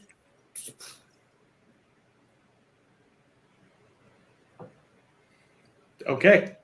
Rose, your turn. Rose dragging Thomas. Does it seem like in the amount of time left she will make it to the trees? That could depend on an outcome determinative dice roll. Very stressed out. I'm assuming, hold on. I went to the trees because I'm assuming I can't get to the van. I'm assuming he's like. Yeah. You've been, and yeah, he's between you, but you've also been on the retreat a turn before everyone else is. You're close enough to, well, Okay. We'll see about escape, but you're close enough to do what you said you wanted to do.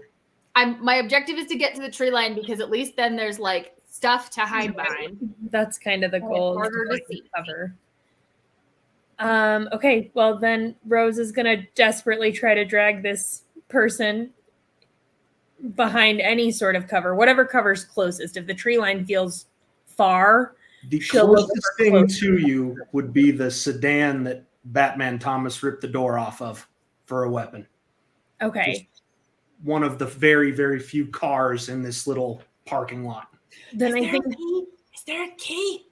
Oh, that would be great. She will be trying to get him behind that car. Okay, Because I roll for tough. I have a question too. ahead. So I know that I summoned Thomas's strength, but I don't know how long that lasts. It's just one round. One Okay. action. Yeah, that Mhm. makes sense. Okay, see, it's a good thing that we decided to not try to go super far away. It's a 7. Because You we're can back get to Thomas behind the car or yourself. Which one do you do? Thomas.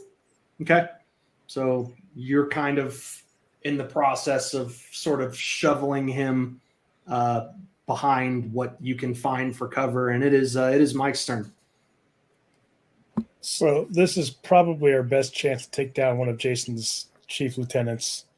And he's in the middle of casting a spell, which requires concentration of his hands. So I'm going to get behind him and put him in a sleeper hold. So you can either try to remain conscious. I'm not actually causing him any damage. I'm not causing him to bleed. This could go one of two ways. Go ahead and try it. I'm going to use a luck point to reroll that. He's like, and it's a 1. Okay.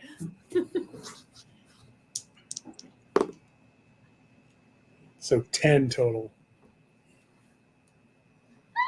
Some success, but also some failure. Yeah, he's just going to drop it. All right, you take advantage of his moment of vulnerability, and your idea is good, especially because he has shrunk from like gratuitous steroid using pro wrestler big to sort of regular sized malnourished big. So he's got a very tempting neck, and you snap that up, and you're big and you're strong and you know what you're doing, and you squeeze, and you can tell he's kind of startled by that action and responds like physiologically, like kind of bucks, but he drops his spell, which was what he was basically going to do anyway with it. Oh no.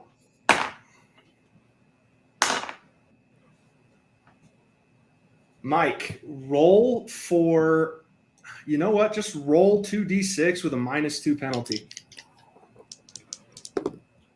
Yes, that's a 6 total with penalty. Yeah, worth a shot. All right, so his spell drops, and the world just goes white.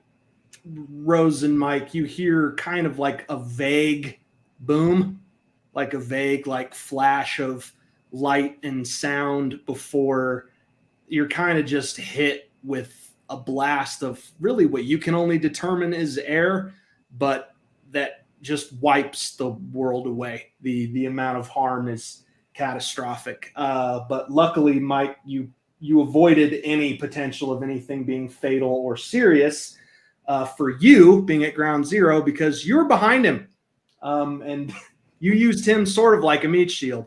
So it just knocks you the heck out. But now everybody except Janessa is unconscious. It is a massive area of effect, sonic boom sort of spell that he's able to put half of all the harm he's received into +2, and hits any combatant within range, and it takes every piece off the board but Janessa.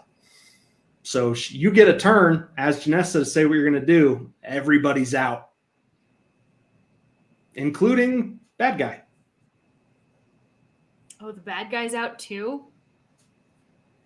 Oh.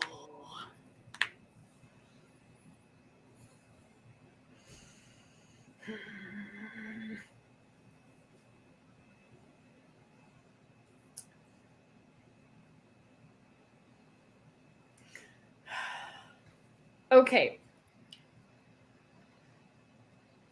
She's gonna drop Edith. I don't know how much of this I can do in one turn. Run back to that van. Does that van happen to have an axe in it? Yes. Yeah. She would like to try to chop off what's-his-face's head. Because, I mean, damage, but, like, if the head is gone and he's unconscious... You're going to drop Edith, run all the way back, grab the axe, and try to hack it down? Yeah. Roll for cool and for tough.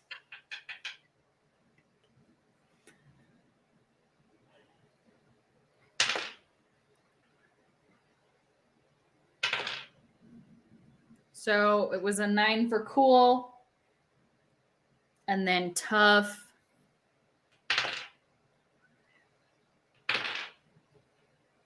A 9. So 2 9s. You run back to the van.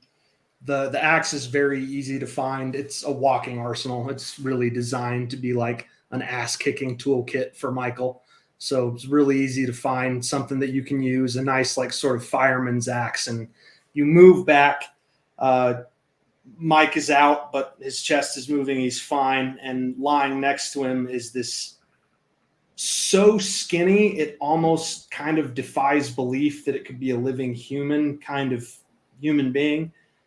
Just weakly breathing, and you sort of line the blade up right on his sternum. You whip it back, you bring it down, you feel that tuning fork sensation of impact channeling up the handle into your arms as the blade bites into flesh. And then a skeletal hand grasps its hand around the shaft, and his eyes open, and they are blood red. And Bob Backley, the muscle, looks at Janessa and smiles. Howdy, Sheila. Let's finish what we started, eh? And everyone else who's unconscious, you think you can vaguely hear someone screaming before the world is overtaken in mist. Break time. All right. In your breaks. So we're gonna That was a decent call. Like a decent call to try to finish them off. You just did not roll well enough on getting there in time. No.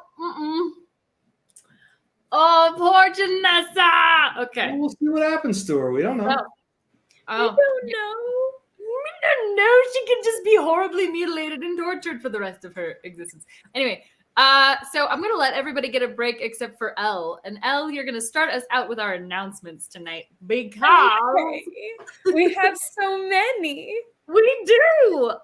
Thank you, everybody, for staying with us. Hope you like this. We have probably got another hour of the game, of the story. So stick around. But now you have 5 to 10-ish minutes to grab coffee, go to the bathroom, check on your dog, and some other things. go breathe, hyperventilate into a bag, whatever you need to do to get through the next hour.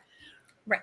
But if you want to stick around and listen, Elle has some great announcements, and also we have a giveaway for you guys. Yes, we do. So what I'm going to do is give you guys some information on the giveaway right now so that during the break, you can do a few things for a couple last chance entries. So for the giveaway tonight, we are going to have a grand prize and a mini grand prize. To win this, all you had to do is still be here, which is awesome if you're still here because you're listening to us talk anyways. But if you want an extra shot at winning, you can go to literally any of our social media channels. Uncanny Pros, Fateful Designs, Escape Velocity, Cauzel.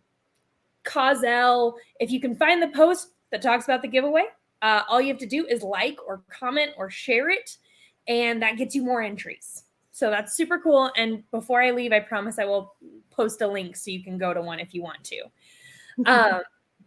So that's just one of many, many announcements. I guess I will start with our new sponsor. We have a new sponsor. It's Escape Velocity Comics here in Colorado Springs, Colorado. They are fun, family-friendly, very clean, awesome game store, along with comics and graphic novels. Honestly, they're just a fantastic part of the downtown community. We really love them. They've kind of joined on as our giveaway sponsor. Tonight, in fact, I have 2 of the things they gave us to host. So the mini grand prize winner, if Elle could find her camera, will receive this super cool, beautiful copy of Sweet Tooth, which was made into a super cool Netflix show. I think by Robert Downey Jr. and his wife, right? Yeah, it was a really cute little show. Super fun. So that's book 1. Our major grand prize winner, though, will win Rolled and Told, which is an awesome little book about all sorts of different D&D 5e campaign settings and little one-shots, along with some super cool art. It's a really awesome book, and I cannot wait for someone to get it. I was like, I'm going to keep it for me. And then I was like, no, it won't work because I already promised it to people. But Escape Velocity is super cool. If you want to learn more about them, you can actually head to our About Us page and click on Escape Velocity Comics, and it'll take you over to their Facebook.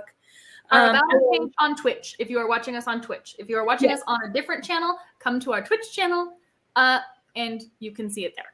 Yes. I'm going to post a whole bunch of links here at the end. They do have a couple super cool things coming up. First up, if you guys are Colorado local or just like Comic-Cons, Colorado Springs Comic-Con is coming up, and Escape Velocity will be there with a fun booth. We bring out all sorts of super cool stuff. So if you just are in the area or you like Comic-Con, you should come down and say hello, because that would be super cool. And the next thing from them is actually August 6th and 7th. They're having their mega summer sale where they did not graphic design. I do graphic design, graphic novels, comic books, merchandise, action figures, pop figures, really anything that we just had extra of in the store is going to be super on sale, anywhere from like 50 to 70% off, depending on what it is. It's a great opportunity if you're looking to get some cool stuff. Swing on down and come see us. It would be super fun. Okay, so that's Escape Velocity, who are super cool and awesome, but there's even more things we do here. Like, I don't know, Chloe, don't we have a shop? Isn't it a super cool shop? We do. We have a shop. Oh my goodness. Ellen Rose, Ellen Rose. I mean, yes. Ellen Rose. Go to Felton University in Wealdport, and our shop has some Felton merch, and we have some little character designs. There's stickers, there's clothing, there's accessories, and coffee mugs, and all sorts of fun stuff. You can find it in our shop below if you go to Loot, or you can just go to uncannycreations.art. Yes. And that's us. Something coming from Uncanny Creations /Pros/Inc. Tonight in the giveaway, both prize packages are eligible to win some super cool stickers. The first one is one of 4 left in existence. It's our wonderful Mr. Mustachio, who is a fan favorite from our last campaign. And then you can also get your hands on our red logo holographic sticker. So those come in each of the prize packs. We're very excited about it. Let's see, what's our next thing? Elle, don't you have a shop of your own? I do have a shop. So in case you guys are new or you just don't know yet, I run a little shop called Fateful Designs, and I make stickers and art and that kind of stuff. In fact, tonight during the giveaway, you could have a shot to win some. I'm like looking for the next pile of things. I have so many piles of goodies over here. You can win tonight. There will be a tarot sticker up for grab, a castle sticker, a Chewinga, which if you've played a certain 5e campaign, you know what that is, along with some other cool stuff. Also in the giveaways for our super grand prize winner is a character commission. As she tries to get the glare to stop happening.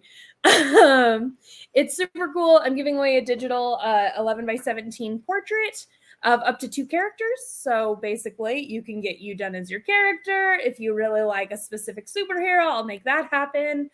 It's kind of open to interpretation. If you win it, we'll chat about it. And then you get a super cool digital piece, which is really fun.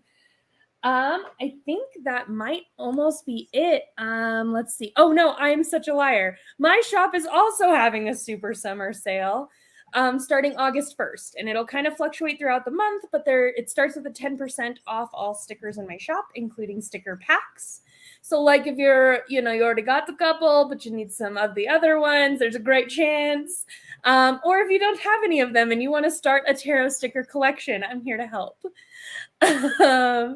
So that's super fun. I'm like checking. Okay, so if you haven't yet gone and liked one of our pages, I'm going to post up the link here in a second before I trade off with the next person. Yep. Because at the end of our break, is it the end of our break we want to announce it? Yeah, we'll announce it at the end of our break. So stick around till the end of the break. So I guess without further ado, OTP Games is probably the next if he's ready. I think so. Cool. And I will post up some links for finding things. Thank you. Okay, I'll see you guys soon.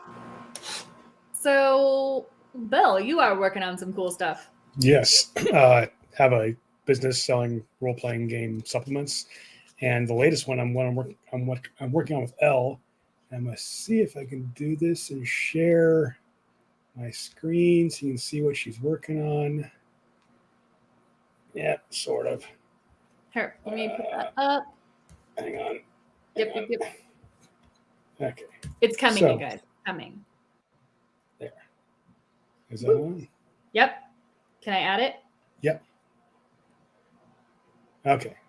These are cards she's working on. It's like a deck of many things, but if you've played D&D very long, you know the deck of many things and know its effects. So if you want something to really frighten and surprise your character, your players, these are some of the cards she's doing some great artwork. So cool.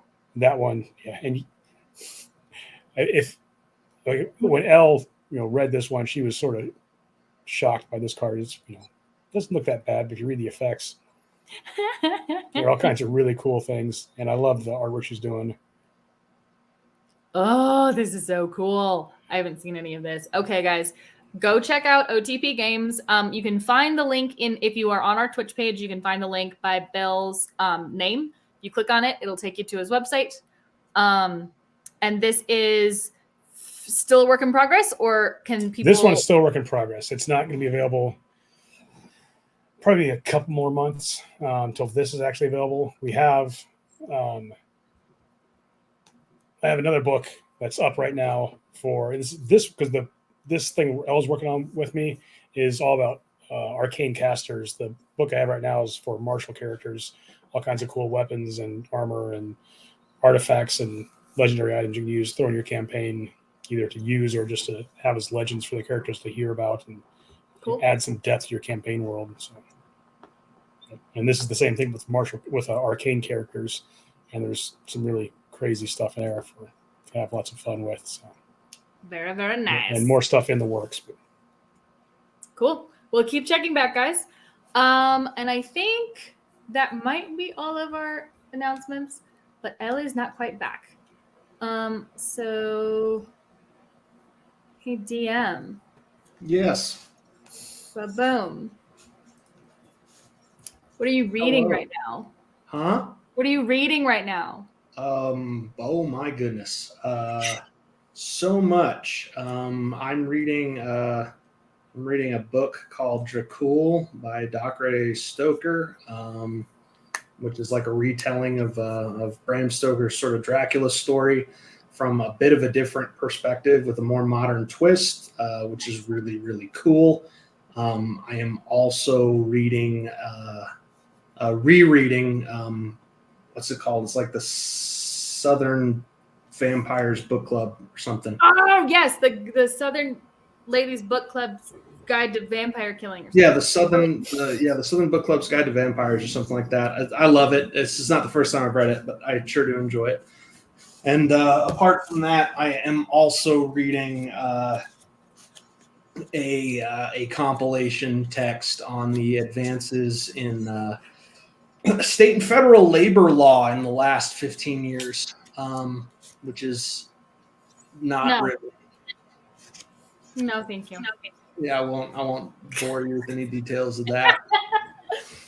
Okay, well, Elle is back. Are we I need good like to do our 1 drawing? minute, but almost there. Okay, no worries. So while we do that, well, DM Yes. has a lot of reading things. I do reading things too. I have a book club. It is on this channel. It will be happening this Thursday night. We are discussing The Shining Girls, which is a book and also now a TV show. And we have very strong feelings about how this adaptation went, although they are becoming less strong in terms of like me disliking the show as I continue the show. But yeah, we read books and talk about the movies and TV shows they've been adapted into. So if you like adaptations or reading or watching TV, come join us. It is me and one other a lovely actress friend of mine, and yeah, we basically just rant about books that we read and how they ruined it on the screen, basically. Which is funny because I never thought I'd be that person because I really, really love good TV and good movies. And I'm realizing I understand everybody's pain now so much more. Okay. Book's almost always better. You what? Oh, I said I the think- book's almost always better. Sorry. No, you're good. I was agreeing. And we might be in a place for drawing things. Woohoo! All right. So we have okay. compiled everybody's entrances, and Elle has a random name generator on her computer, Yes. and we will draw 2 people's names.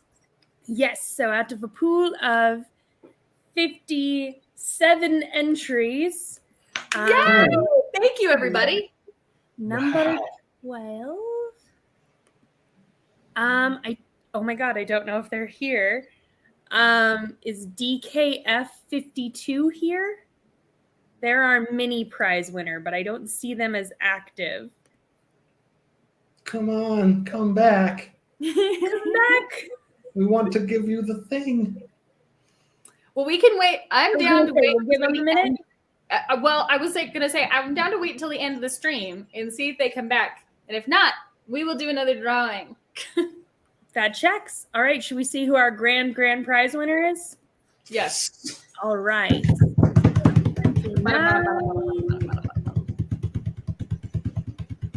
Let's see. Is I'm so sorry.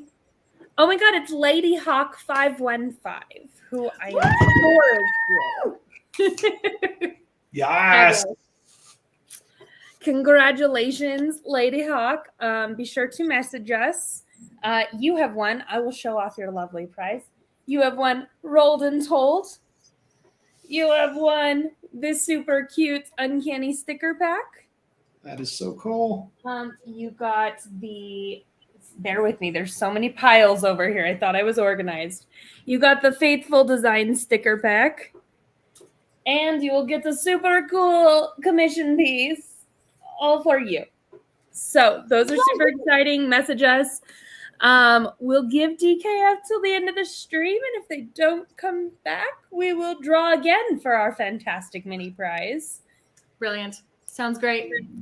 Cool. All right. Back to the murderous mayhem of terrifying everybody's dying. Yes. As you said, DM, we all just died. You did not just die, but you were all knocked out. He wasn't able to hit you hard enough to start dealing with the real serious stuff, but you took it on the chin, and I give you credit. So first, we're going to start with Edith. Okay. Is she awake? I mean, does she wake? She wakes in the forest. Yeah, What and the heck? immediately knows exactly where she is. Great. Wait, not this forest? The forest? The forest The shadow forest. God damn it. of dreams. Okay, where are you? What do you want? You know where he is. He's got his little home.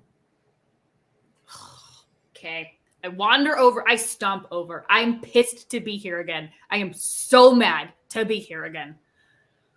You Okay. find him by his little log cabin, his river, fishing. He seems to really like to fish. She composes herself because she realizes it's probably not the best idea to be rude to this person, but she's so mad. She's gonna have to do him another favor.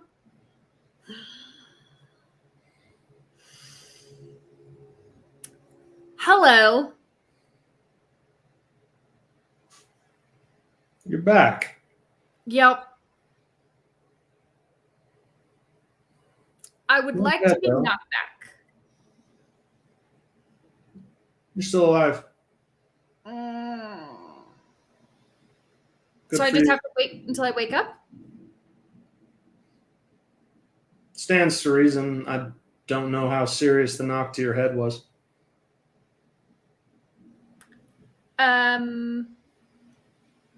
Okay.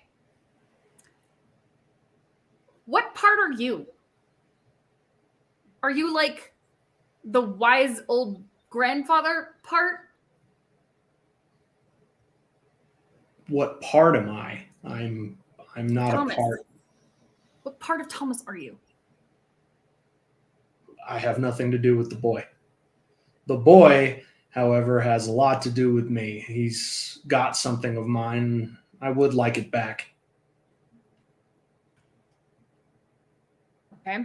What do you want to do with it? I just want to be whole. Okay. I existed in my realm and all was right. All was natural, all was balanced, and I was ripped from my home, ripped to pieces, my power stolen and divided up. I'm not happy with that state of affairs. I would imagine you wouldn't be either. That's fair. Thank you for seeing fit for my wayward and prodigal sibling to grow stronger. My connection with him allows me to draw from his power and vice versa. And in so doing, I have my hand back. I don't know if that's good for us or not. But Are you in my way, Edith?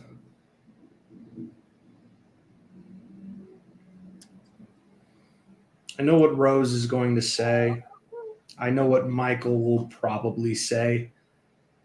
But you've always looked at the newcomer with a degree of healthy and intelligent skepticism. So I'm asking you, are you in my way?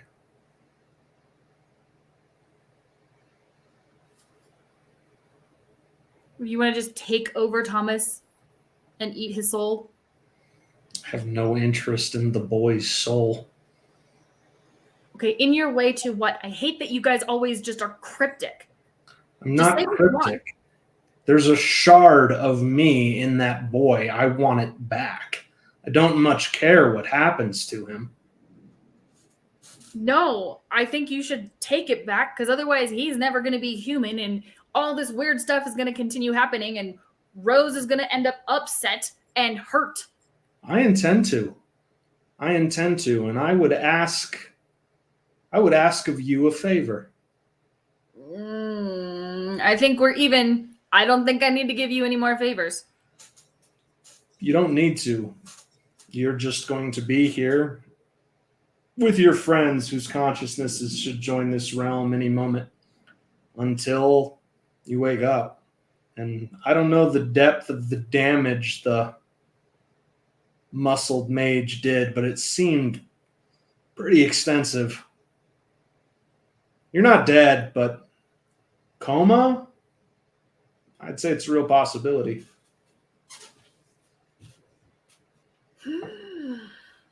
And the scientist woman who you were helping, well, Yeah. she is in desperate trouble. What do you want?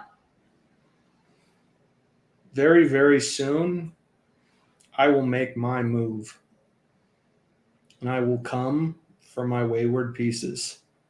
And I will take them back to me. Your friends will try to stop me. You and your dragon, who you can command, stop them. Just get in their way. Leave me room to reclaim what was stolen from me. And I'll restore you all to health, to consciousness. And you can see about rescuing the scientist who, last I checked, if I'm reading your memories correctly, is your best lead at making sure there's a boy left to save when I'm done. And if I give you your pieces back, stop them from stopping you from coalescing into your giant selfness, will you go back? Like, can you coalesce here? Can you just take your pieces and coalesce here? This realm is a purgatory. This is not where I intend to rest. Where do you intend to rest, smarty pants?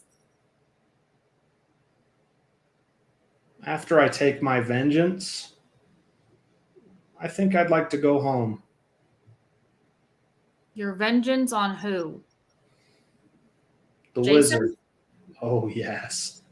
You see, he humbled me. He took me in all of my grandeur and majesty and reduced me to a tool. And I am going to visit upon him and his allies such ruin that for the entire span of the history of your people, no one will be able to say his name without fear and nausea.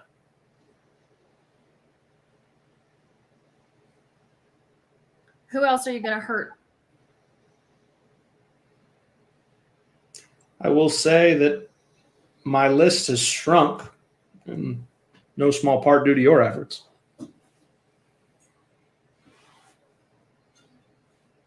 But you're not going to, atom bomb Seattle? Atomic weaponry is so human and so gauche. Take it as a metaphor. I have no intention to.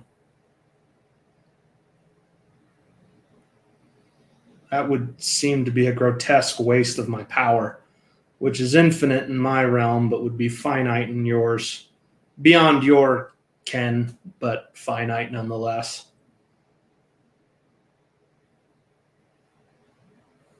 Okay, but I'm not hurting them. I don't need you to hurt them if you can stop them. The deal is to stop them. I don't want to fight any additional parties to reclaim what was stolen from me. And your friends have a way of figuring out how to be trouble. They're good people. Fine, sure, good people.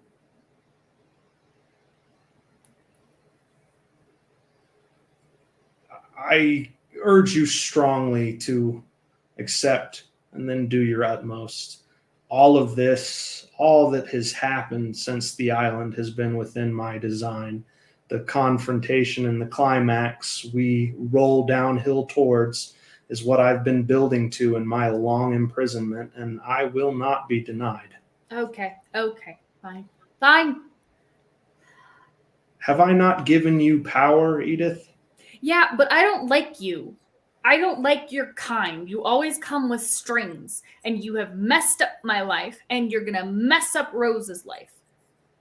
So I will do your thing, but I'm not happy about it, and we are not friends. I gave you a dragon. You could be a little grateful. He's trapped. He's a slave, and I can't figure out how to let him go. He came to you a murderous, hateful, genocidal lizard.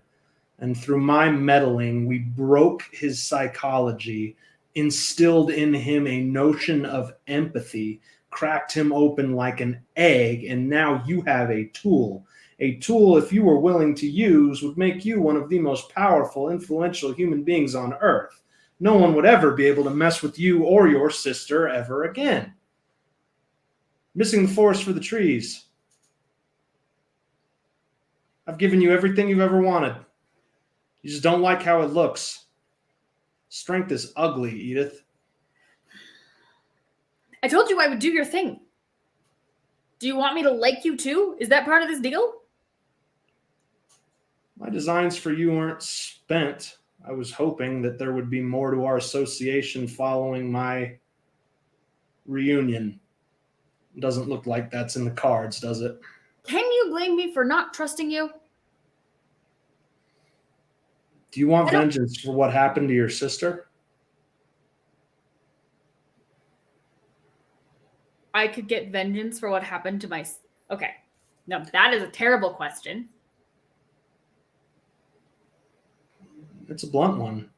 Would you like vengeance for what happened to Tess? You mean get the thing that caught her? Caught is such a benign term, don't you think? Thing that stole her, tortured her, preyed on her very humanity. Yes. Well, what took and tortured your sister is of my realm, Edith. And I am as much a god to it as I am to you.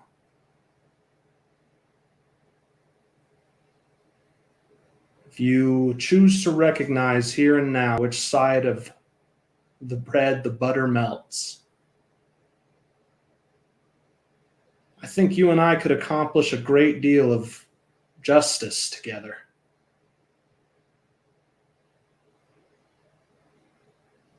Has that thing done it to other people too? Thousands. Then yes. My time in this wretched ephemeral Bastille has left me tired and hungry. I won't feast at random. I will feast on what hurt you and your family. I will break it in my teeth. I will draw its power into me and I will heal. But in return, you're mine. Until I release you, you are my agent. You are my woman. You are my warrior. You and your dragon. Like Pictish heroes of old, riding into battle under the banner of me. Do we have an accord?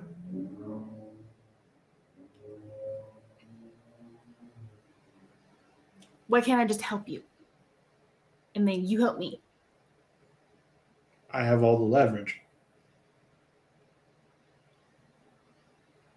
What fun is it in just being generous?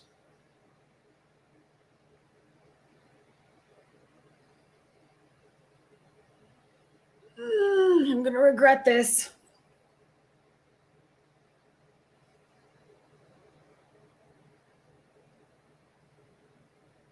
But this will stop. This will stop the thing from taking other children. You agree to a term of service to me. My first order of business when I become whole will be to smite the creature who harmed your sister. And then I'm done.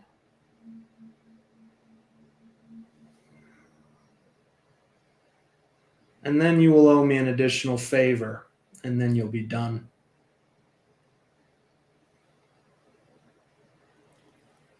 Going once. The additional Going favor twice. can't be to hurt anybody. Deal. Deal. He offers his hand. It burns. She just lets it burn. I knew you were the sensible one, Edith. I've been working on you this entire time, and I always knew you would be the one. Now, let's bring your friends here. We don't have much time. He brings the others.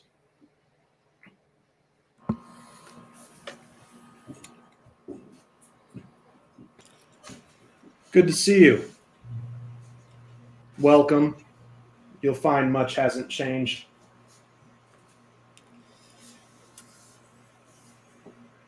I think we need to talk. We need to talk. Sure, we can talk. I think I Time understand. dilation here is quite potent, but I would warn you that it is not absolute. I think we understand more about what you are. We've encountered part of you that is in our realm. And it seems to think that if you reassemble in our realm, you will destroy our world. Why? Why would I destroy your world? It would upset the planar balance. Oh, good. What if you do reassemble in our world? What are your plans? Well, there is a group of wizards who hauled me from my home, stretched me out on the rack, hacked me to pieces. I would like to erase them painfully, permanently. I would like to leave as much stain, residue, and horror in the doing as I possibly can. And I would like to stick their leader's head on a pike and leave him as an example to the rest of your kind to never bother me in such a blasphemous way ever again.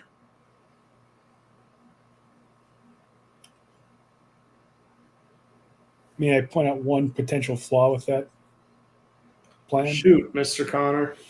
The more people who know about what he did, you're possibly going to create other people who might wish to attempt it. There are plenty of brilliant, foolish people. It might be better just to eliminate him as quietly as possible.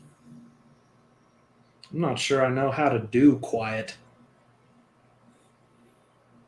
I have been chafing in this place for violence and death.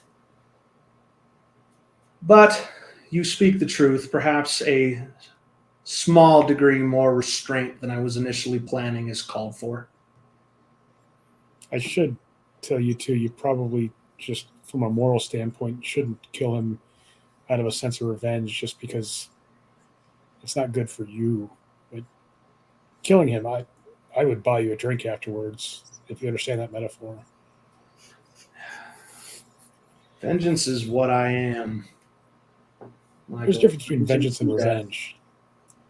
You can kill him because he deserves it, but don't do it because you're angry. That would be my advice to you. You humans fascinate me. You speak with such confidence towards one such as I, and tell him his nature is so flawed. I admire it in a way. I admire it. How's the boy doing? We're not sure. The chemist wizard who awakened the other part of you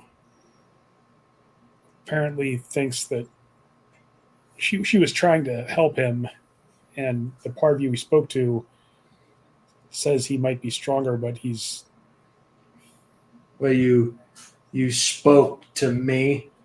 to the fragment of you that's inside Thomas. He's real dramatic. Is this true? You spoke to me, yet not me. Is this true? Confirm, the rest of you. Is this true? Yes. Yes. Yes. As far as we know, I'm running out of time. The more distinct he grows, the harder it will be to take him back. All right. Edith, our understanding is consistent, binding, and true. We act now, going forward. We must put my final plan into motion. You must, if you're interested in saving your friend, save the only person who can help him. She's in desperate trouble. Let me see here.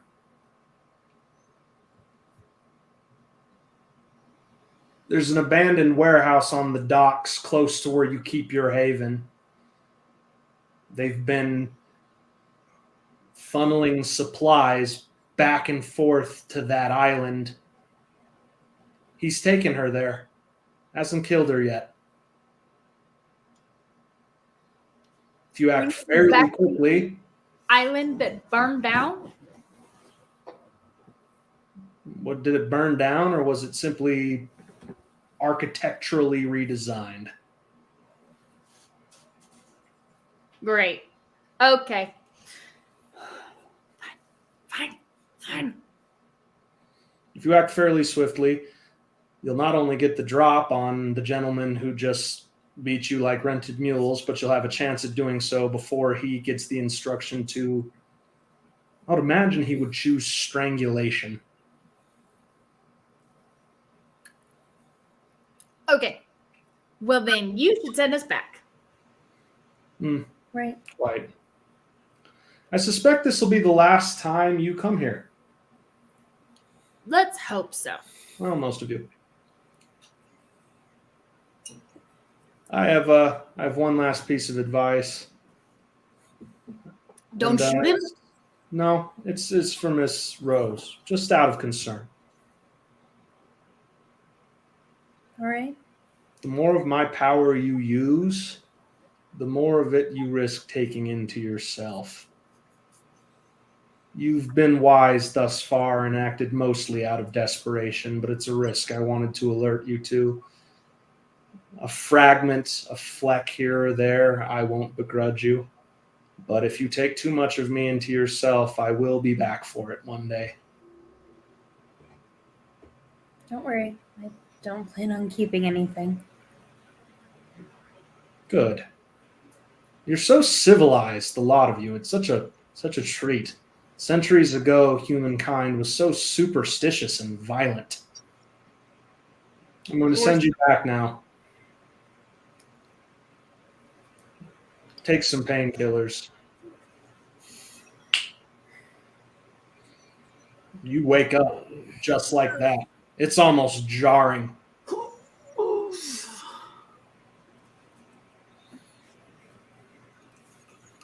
All right, let's get in the van.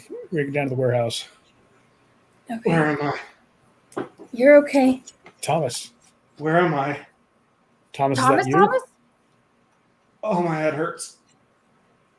Wait, Okay. Thomas. Right. It, Let's and get him in the Rose truck. will, like, and he- rush to him. Oh. Yeah.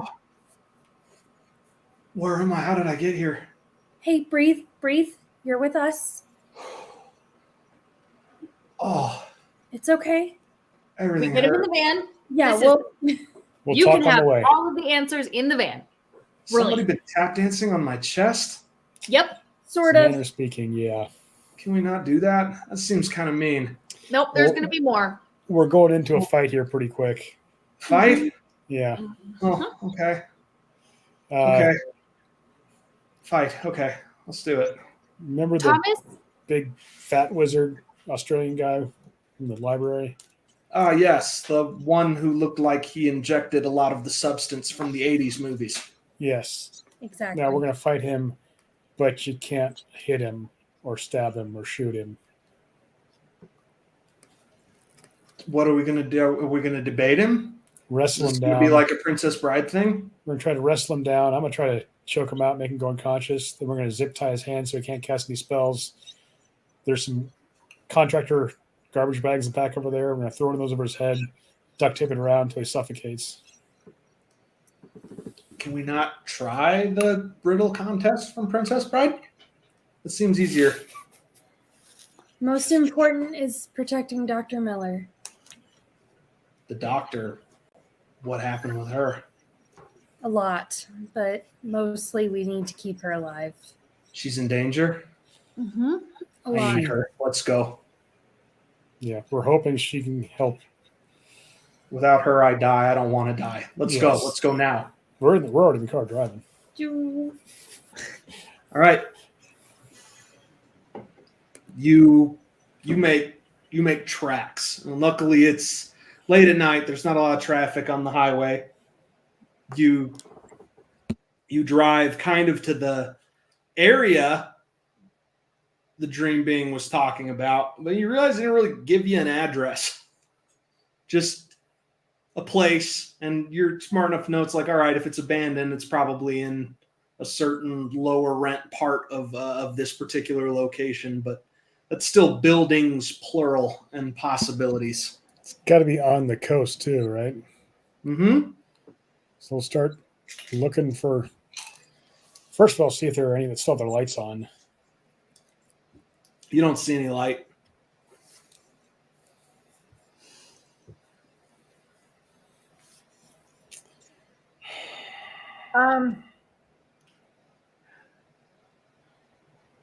Well, okay, hold on.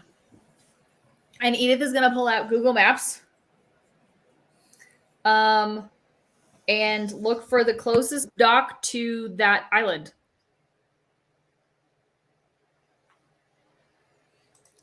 Okay.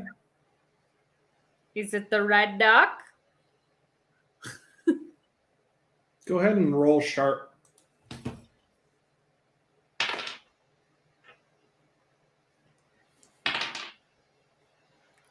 Six. The rest of you, go ahead. The sharp. 10. Nice. 6. So you guys, you kind of a little flustered by how like few outward signs of really anything there are. So yeah, you kind of do a couple laps before, Mike, one of the things that kind of a realization comes to you that they would probably want to make use of an indoor slip if they were trying to come back and forth and not have a bunch of people wonder, like, where are those boats going every day from such an area? They would want to be able to hide. And that narrows down your options considerably. And with your tactical experience, you identify the place you're pretty dang sure it is. Okay, I'm going to go in fully kitted up because you might have goons that aren't, fueled by gunfire. I mean, I feel like all of us are going to be fully kitted up. So guns. What does kitted up for Edith and Rose look like? I don't know y'all had kits. Describe the kits. We've been working with Michael for a long time. So we would have guns. You're although deploying mace in life or death combat situations. Rose is And it deploying worked. mace. Rose is deploying mace. Edith Rose has is doing guns. some like Only lollipop And chainsaw the stuff. gun. She just doesn't want to shoot a gun. She's The not, mace is probably not a bad idea, actually. yeah, No, it worked. It really wasn't. Actually, it really wasn't. I will keep using it until I'm proven that it does not work. Edith didn't have There's to. something to Edith be said for momentarily distracting and disabling things. I will say that. They should each have soft body armor and a pistol. Mhm. Yes, absolutely. Probably a knife as well. Knife is good. And I mean, since the thing that seemed to work was the like strangulation, what if we all take some rope and or piano wire? Do you have Mike? Do you have piano wire? Piano wire's not going to be good because I'll actually cut them. But I have some That rope. is, I will go ahead and, in the interest of being a team player, say that is absolutely true. And just put it this way: decapitation would not go the way you want it to go on this guy. Oh my god. Rose would like a small med kit, as last time this guy absolutely wiped the floor with us, and she'd like to stop the death if she can help it. Absolutely. You guys are going into this. He had the jump on you last time, and you had to fight him on his terms. Here you're fighting him on his turf, but you're the ones coming at him. You're the ones with that advantage. Do what you want. God, it'd be really useful to have a dragon. Ugh, stupid book fair. Stupid book fair. That's our next sticker. Stupid book fair. He's over there like, oi, these Goosebumps novels, are they based in reality? Of course they are. The Phantom, he lived under the auditorium. Which seems like an uncomfortable place for a phantom to dwell, but there he dwelt. There he dwelt. Oh, goodness. All right, so this warehouse, how many entrances does it have that we can see? We'll pull up Google Maps, see if we can see Street View, see any different angles of it. I mean, It don't we is- just need to get to the dock and steal a boat and then take the boat over? You can He's still at approach the it warehouse, though. that way, or you can approach it from the ground. Oh, Yeah, he is he's not on the island. He's at the dock. This place is being treated as condemned, Mike. Like, it's fenced off. None of it's like impenetrable, but they've done a pretty good job of like urban decaying it up. And you know enough to know that that's actually remarkably effective cover in like industrial and waterfront neighborhoods. I'm going to get wire cutters, cut the wire and the chain link fence, get everybody through. Just try to find an entrance. Let's find a window first and peek in. There are windows on the ground floor, and there's a second sort of overhang floor with scaffolding and catwalks. You know, probably for like cranes and stuff to hoist up stuff for repairs or dry goods or things of that nature. So it's a two-story for sure. I'm gonna try to go up the scaffolding and look through a second-story window. There would be like a ladder both for fire escape and like industrial and repair purposes. So that's no problem. You're looking through just a window? Yep. Well, if you look through, the first thing that kind of pops out to you just because of what she was wearing is the unconscious form of the professor. She's just lying in a heap, and next to her, sitting on like a crate, like a milk box, is our boy Bob in his full jacked meat brick house glory, and he is speaking to what you can only really describe as like a shimmering light, and he's having a very animated conversation. Can we hear it? Not from where you are, but I'm going to see if I can force the window open. Roll cool without breaking it. So that's 11.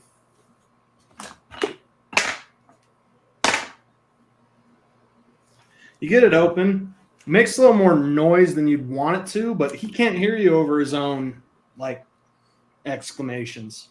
And what is sort of like muffled becomes a little bit more clear as you do it. And he's talking to this shimmering light. I'm telling you, mate, they want her for something. And it was the boy, it was the experiment what wanted her, right? So we take her, we find out what she knows. I figure you can do some of that mind mumbo jumbo, peel her like an onion, right? Get what she knows about how to make him so much stronger. I'm going to start going in the window. Everybody while we're listening. We find the experiment. We have her wake him up. We start from square one like we were always going to, mate. It's a chance to salvage this whole cluster. And there's a voice coming from the shimmer. It's kind of distorted, but you recognize it immediately as Jason. What is the nature of this research? I'm curious as to what she accomplished that we couldn't. Well, you see, she reached inside this kid all subtle-like, right? Magical scientific scalpel. She nursed the human bits of him back a little stronger, carved out a little bit of the bits we put in there, a little bit more, carved it from the whole, pulled them apart a little bit, eh? But get this, getting stronger, calling out, shouting the magical signature out for the world, to everyone to hear. We can use it, mate. I swear. She can do that to the carrier. We're back on schedule, mate. We're back on schedule. So we would be. Well, where are the rest of them? Did you kill them? Nah. Fought pretty well, believe it or not. Put me through the ringer. Thought it was sporting and respectful to leave them where they lie. Oh, I suspect you're going to regret that. Why? Look around, Bob. Good luck. The shimmer just winks out. Hell is that boy talking about? What? Oh, hell. Really? Really, after all that, you come back here. Where are you? He doesn't know where you are, but he's like calling around, and he's immediately on his feet, just like looking around. Guys, I'm gonna make a distraction. And Edith just like runs off as fast as she can in the other direction. And when she gets like, I don't know, 15 yards, she like kicks the fence.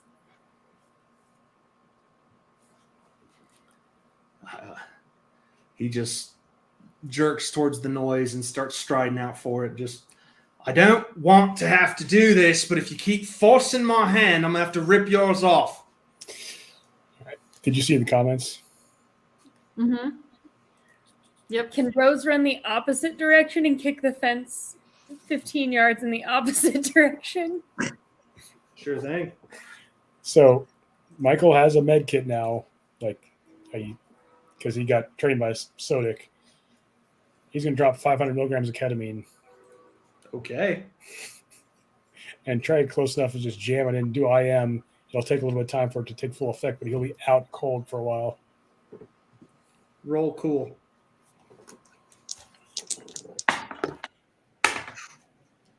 Seven. Yeah. That's contested. He hears you coming immediately and just kind of turns and pins you with his gaze. Notices the syringe, and that's a nice plan. You know what I like about you, Mike? You pay attention. Edith is Well, gonna. Come on. Where's Thomas? Throw a rock. No. He received no instructions from anybody, so he defaults to following Rose. Oh shit! Got it. We have dumb Thomas. God damn it! We have dumb Thomas. He's not dumb. He's Well, dumb. He's not a murderer. Mikey, well, I see it. About 20 paces between you and me. You close that distance, get that into me, press the plunger, you'll have earned your victory. And I'm going to try to kill you while you try to do that. So what do you say? Let's do it. It's fun. It's not like a nice game of tag. He's going to charge at him. All right. Edith's gonna throw a rock at his head while this is happening. You're not here, Edith. You're kicking fences. But you're I'm about to watching hear, what's you're about, happening. y'all are about to hear what's going on. So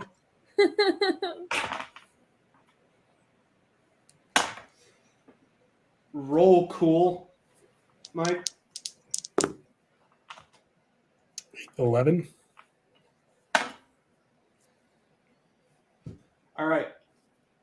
The moment you twitch and move and start coming toward them, he stomps his foot on the ground hard, and what can best be described as like a shockwave emits from it, and it hits you and rocks your world, knocks you off of your feet, but you take no harm and you do not lose your ketamine. You're just knocked prone. And it is, I believe, Edith's turn on the order. Go, Okay, you go. well, You would all have heard the boom of the shockwave. yes. Also, we weren't that far away. We were like watching what was going on. The objective was to get him to be distracted enough for Michael to sneak up on him, which If it you went didn't all the work. way back to the fences rimming, you guys are out of eye shot. Oh, okay. Oh wait, I had this set up differently in my brain then. It is what it is, but you hear it, and you're not far. It's not a huge property. Fine. Well, then I'm coming back. You accomplished that feat But- very rapidly. But attempting to like circle around, because I would like to get Janessa. Oh, okay. Interesting. Real cool. I love that all night it's been like Janessa protecting Edith. Now Edith's going to get Janessa. Well, okay. Janessa just preserved Edith's ability to graduate. So this woman may be morally gray, but Edith might graduate because of this person. So I'm following. she needs to sign a paper. Okay. I'm rolling cool. She can't give extra credit if she's dead. Exactly. 6. 6? Yeah. Okay. And you're saying you're trying to sneak Here. to. Wait, actually, hold on. I would also like to. Where is this one? Okay. Because I am charging into danger, Mm-hmm. I would like to use my what could go wrong thing. I've been waiting for you to use that ability for so many sessions. I don't Yes. 100% understand what it means. That's why I haven't used it. Because I'm always like, I don't like stopping the story to go over what this means. Go ahead and read it to me real quick, just make sure I remember it right. Whenever you charge into immediate danger without hedging your bets, hold 2. You may spend your hold to inflict 1 extra harm, reduce someone's harm suffered by 1, or take +2 forward in an act under pressure roll. Okay, so you hold 2, and you get 2 of those to use in this scene. Yeah, basically 2 things to add to a dice. Okay, cool. Mm-hmm. 2 effects to add. Yep, Okay, that's cool. it is the best ability of the Monday. That is. Yep. I All right, literally you use that. all the time because I do this all the time. So yeah, she's trying to get to Janessa. Does she? Yeah. I mean, this dude I will put it this way because you would all know this, and I mean Mike especially, but everyone else with what you've done, he is a badass and he has killed a lot of people. But this is a fight to the death, and he understands that's what it is. And Mike is the danger right now. His attention is forward. So she's gonna try to see if she can at all like observe what is the state of Janessa? She has not She's been just out. played, She's just apparently. unconscious. Just unconscious? Okay. Mhm. Can I attempt to wake her up? Sure, go ahead. Smack. What I'm rolling charm? What do you tell me what you do? So I mean, she doesn't have any magic or anything, but she's like smacking her face, like, wake up. I don't know what else to do. Roll tough. Just roll it.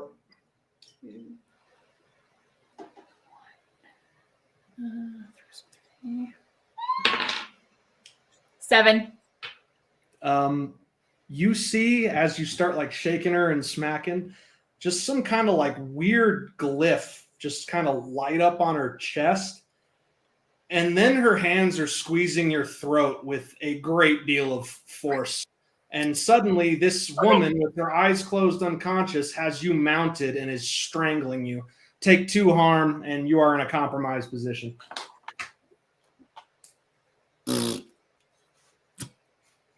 Y'all really quick to just start doing things on a wizard's turf. I love it. It's very dramatic. You know, you could reduce that by 1 harm if you use your hold 2 thing, one of those. She could. True, but we are not in super danger yet. I would like to use that for a little later, right? I think. You can do whatever you want. That your holds belong to you. They are irrespective of my authority. Okay, wheel. All right. So that's me Okay, it's Rose's turn. rolling around with my chemistry teacher. Right. Yeah. So So I'm gonna run you're- back because we Okay. heard both sounds.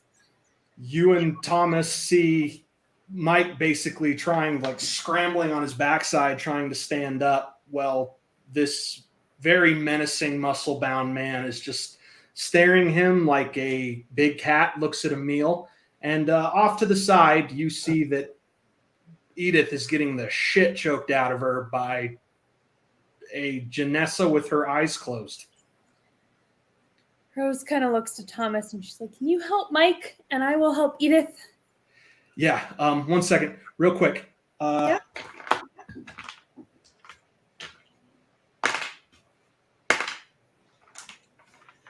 You borrowed power earlier, right? Yeah, a little bit. I think we can use that to wake it up. Okay. Whatever you need. Wake what up? Wake I what don't up? know. Ask him. I'm stressed out. What do you mean wake something It'd up? be more like, wake what up? Yeah. Wake what up, Rose? Stop being What do you corporate and need? ask him a What do you question. need to wake up, Thomas? Do you trust me? Always. Do you trust me? Yes. Okay. And he pulls you close, and before you know it, his lips are on yours. Time slows down. And then you feel a spark, and he lets you go, and you see his eyes are black. Go help Edith. Oh, okay. And she's gonna book it towards Edith. And that will be one of his luck points, but he can use your pararomantic abilities as well because he is connected to you. So that is one of his luck, but he's a lot more powerful this way. That checks. And then All right, Rose will your turn run. still. Okay, Rose is gonna run and just straight up like tackle Janessa off of Edith Okay, roll for tough. because she doesn't feel like macing this poor woman is a smart way to go. Okay. That's not the worst we've ever done. Tough. Mhm. 10. Okay, you tackle her off, and because you hit her without her knowing you're coming, or without whatever's going on knowing you're coming, you knock her free, and you get the immediate impression that there's no like super strength at play here. It's not like there's no super Janessa going on, but she wraps you up in like a full body bear hug and like figure fours her legs and starts squeezing as you guys start rolling around on the ground. But she is off of Edith. You don't take any harm though. Edith. She's just trying to boa you. And it's Mike's now turn. Batman Thomas's turn. So he's gonna run over and he's just gonna lift Mike back to his feet. Just like all right, what's the plan here? Wrestle him down. Okay. Don't hit him. Don't hit him at all, just wrestle him down. Yep. All right.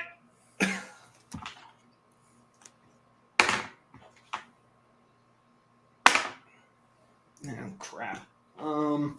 So he kind of like lowers his head, runs forward, and sort of does like a diving tackle. He has to do it as he's trying to close the distance.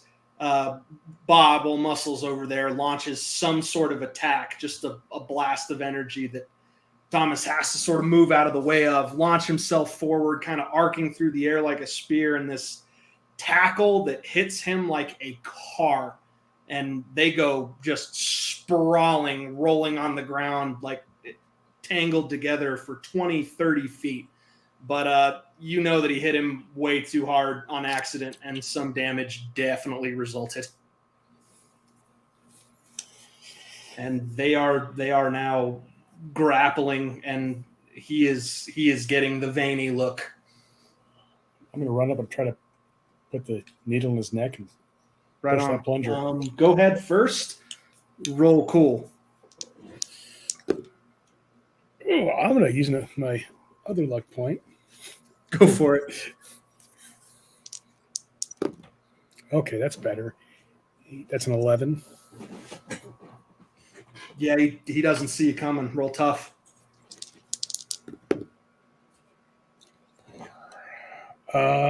Six do I have? Can you burn one more? Because that 6 isn't gonna be enough. Okay, 8, 10. All right. How long to play this? We're going to roll 2 contesting rolls sharp. You roll sharp, I roll sharp. Eesh. What did you roll? 6. Oh my God, we tied. All right, I'm going to tell you what happens, and We're going to work out some way for it not to be a complete disaster. You run up, and you're more focused on sort of like coming in at an angle so he doesn't see you coming, so he can't lash out with magic. As long as a mage can get a hand free or even really get his attention on you, he can do something to thwart you or hurt you. So you make it a point to try to come in from an angle, and you set your feet to be able to get in a good stab so you're precise. But that is just enough time for him to sort of see you're coming, and he moves Thomas in the way of the syringe, and you get him instead. But you can do one of two things. You can either pull back and not use any of the medicine in the syringe because you see it coming and leave yourself open to attack, or you can only inject half and not leave yourself open for attack. Pull back. Pull out, leap free, reset. Pull back. I'll leave myself open to attack. I'm not going to Got it. take Thomas out. Got it. All right. It is Edith's turn. Your throat hurts like hell, but you're back in the action. I'm okay. Did I see what the glyph was made of? It just kind of looked like a light flaring up on her chest. So I couldn't disrupt it? You could try. I mean, you're going to have to get to it now because that same chest is now crushed against Rose's back as she tries to anaconda her. Okay. Cool. So what I would like to do is I'm going to move over to her. I am going to take her hand by a finger and peel her hands back to try to get her Roll arms tough. off of, peel her off. Roll tough. Tough against a finger. Roll tough. 7. May I make a suggestion? Mm-hmm. That'd be a really great time to use one of those holds. Okay. To take +2, we'll do that. 8, 9. Okay. So you peel her hand off, and immediately after you get it free and kind of break her grip, she bear hugs you. And it's like a monkey changing trees, climbs off a rose and latches onto you. Okay. Am I incapacitated by this bear hug, or is it just uncomfortably tight? At a 9, you're pretty tied up and it hurts. She's squeezing, and if this keeps on too much, it's going to interfere with your breathing and start damaging your bones. But you got her off of Rose, which is what you were trying to do when you rolled single digits. Okay. Rose, real quick, go ahead and roll a sharp. Cool. Because you're a perceptive lady.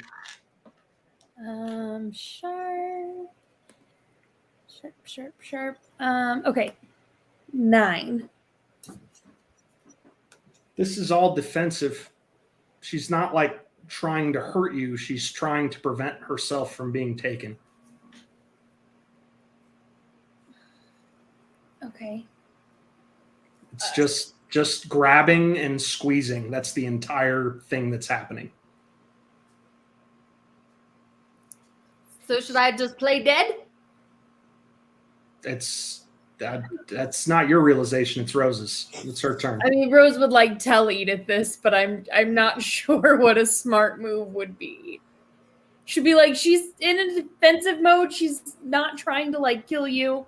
Try patting her on the head. Nicely, not she's choking you to death. I'm working on it. And she'll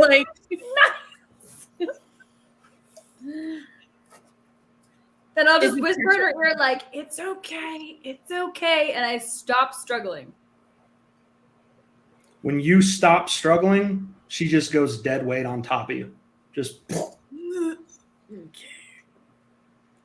Okay. Well, maybe we can get her out of here and then come back and help the boys. That is a great idea. Fabulous. So we'll pick her up very gently. You're gonna pick her up again? Well, Rose is gonna offer her is she unconscious? Is unconscious. She went total unconscious dead weight on Edith when Okay. Edith stopped thrashing around. What if Well, we just kind of, oh, she's not going to like it, but like we grab her in a way where she can't then flip around like a monkey on your back and jump Roll, again. roll I tough. take her hands and you take her feet. We'll Okay. just hold her. That's not a bad plan. Both of you roll tough. I'll let you both roll tough. It's Rose's turn, but I'll let you both roll tough. Okay. 10. 8. Okay. Immediately after you try to secure her, she starts thrashing around again. Rose, you've got a pretty good, like, sort of quasi full Nelson going as you're trying to sort of carry her out. And Edith, you're able to fight to get her ankles under control, but you take a kick across the jaw in the doing and take another 2 harm. Just pow, right in the kisser. Do you want to switch? You've got control. I mean, I feel like we should just move her quickly. Let's just go. You Very can quickly. on your turn. You know what? Let's do this. And then he sort of gets his legs underneath Thomas and sort of leverages him off, kicks him off, and sort of spins. And the same effect happens again. He's lying on his back. He grabs his wrist, points his hand forward, points it at Mike. A ball of weird blood-colored energy begins to coalesce, and he fires it off. Mike is vulnerable, but Thomas springs to his feet, gets in between it, takes it in the chest. It hurts. He staggers forward, but he stays on his feet, and he looks back at Mike. Do you have a gun, a tranq gun of some kind in that van? No, I don't. What's the best thing you got in there?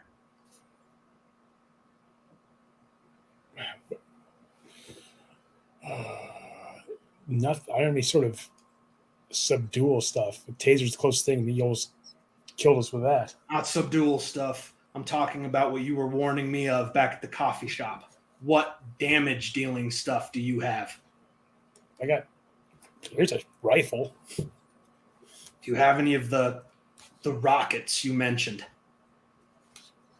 He has some grenade. He probably would have a grenade launcher in there still. Grenades. Yes. Do you trust me? Sure. Go get those. Wait for the moment. You'll know when it comes. Okay. Gonna go back and get the M69. Right on. Bandolier. We'll say that consumes your turn. Yeah. And what Thomas is going to do is he steps right up to him, and Bob has sort of like a you know what's up here. What are you gonna do? You're gonna try to damage me. You're gonna try to hurt me. And then his eyes kind of go wide as dinner plates as Thomas just starts teeing off with rights and lefts. Just plants his feet and starts detonating haymakers off of either side of his head. And these are making like the sound that a baseball bat makes when a home run is hit, but not quite as high pitched, like lower wet thud. And immediately his muscles get red and varicose, and he starts staggering backwards as just tremendous blunt force damage is starting to occur. And we're back to Edith. Okay, well, we're carrying her, and we are trying to get her out of the fence area towards our car. Okay. Into the car, if at all possible. Roll tough. 9. Edith. 7. The stupid dice. She gets a leg free, detonates another kick upside your chin for another 2 harm, On mine? and gets an arm free and lashes back with a wild elbow into Rose's stomach for 2 harm. And you guys make barely any progress in getting her that direction at all. Ow. Ow, indeed. All right. What if we're doing I was this trying wrong? to help you. What if we need to take him out before we can actually do this? I mean, is she going to go anywhere if we just lay her down? Probably not. Okay, should we just put her behind something so if he blows up, we don't kill her? Great idea. So that'll Okay. be the next turn, I guess. I'm assuming we can't do that right now. Dylan? Go ahead. We can't stash her behind something right now because we're deciding to put her down. But I can let you. Here's the rule for this particular thing going on. I can let you try, but the consequence of failure is damage, and she's already done a number on Edith. Your call. We can take it slow or we can do it now. You're 6 harm in. I don't know what your track is. I'm 4 Harmon. 6, 4 from kicks, 2 from choking. Yeah, she just kicked you again for 2 more. I had 2 from choking, and then I didn't get additional. This is the first time I'm taking damage from her kicking, because she kicked Rose. No, she kicked you. Fine. I'm almost dying from kicks. How does it make sense? Not almost dying. You're just very concussed. Your face hurts. A little loopy. If Edith just drops her feet, though, and Rose spends a turn trying to stash her, You could do that. Cool. Be harder, but you could do that. It's fine. What's she gonna do? Punch me to death? Maybe. I already had that today. And she'll start pulling her. All right, roll tough. We got a freaking blanket. Oh, nice. Okay. Low tough score is terrible, but it would have been a 10. It's a 9. I'll tell you what. I'll let you trade another shot for some progress. Yeah, I'll do it. Okay. This time you catch a flailing elbow like right to the forehead, and like, holy crap, another 2 harm. That's going to leave a mark. But her arm being up allows you to sort of reestablish the sort of full Nelson hold, and you body her sort of outside of this building. And I would imagine Edith is coming behind you, or what's Edith going to do? I would follow behind. Okay. I was looking at my. Just to make sure she doesn't start choking someone again. Yep. Mike, you say you're gonna go get the grenade launcher. Mm-hmm. You kind of come back in. Yep. What are you gonna do with it? Wait for the signal. So Put HDP round in. Go ahead and roll tough because that's a hold action. So we'll go ahead and get you a bonus. Oh, snake eyes. Right on. So +2 on your next tough roll. Okay. And his turn. I mean, he's getting the ever-loving crap pounded out of him, but he loves it. He just starts laughing.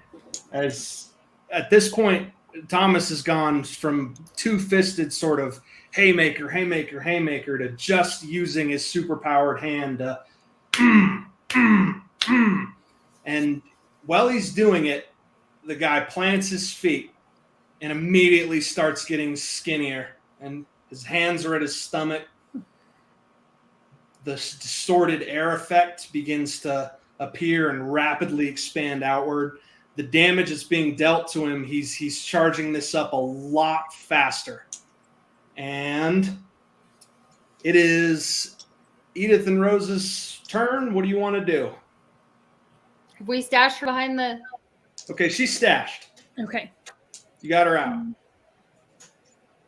Cool. What Well, okay. I don't know.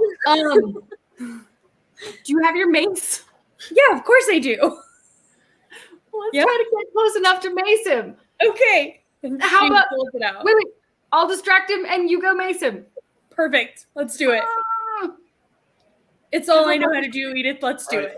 it. It's Edith first. Edith, how are you going to distract? You run in and you're watching him charge this spell while Thomas is just going to town wailing on him. Right. Yeah. So we're going to do this again because it worked before. And, I'm just going to throw a rock at his head and be like, hey, ugly. And, kind of off the side from where Thomas is to try to get him to turn his head away from where Rose is. Hey, ugly. Hey, ugly. Roll tough first. I'm so proud of you. God. 8. Yeah, the rock doesn't hit, goes wild. You're not known for your arm. But go ahead and roll charm.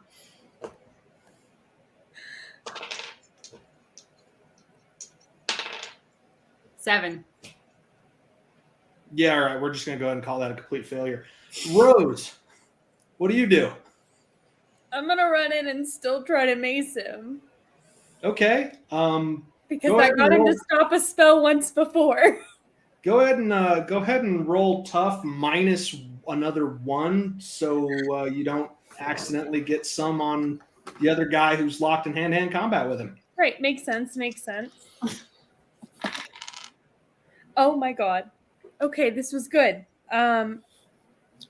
So -2 instead of the 1, so 8.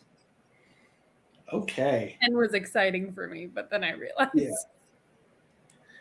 You run up and you get some mace off, and it gets in his eyes, and he shrieks in pain, which stops the laughing he's doing while he's gathering his power and taking punches to the face.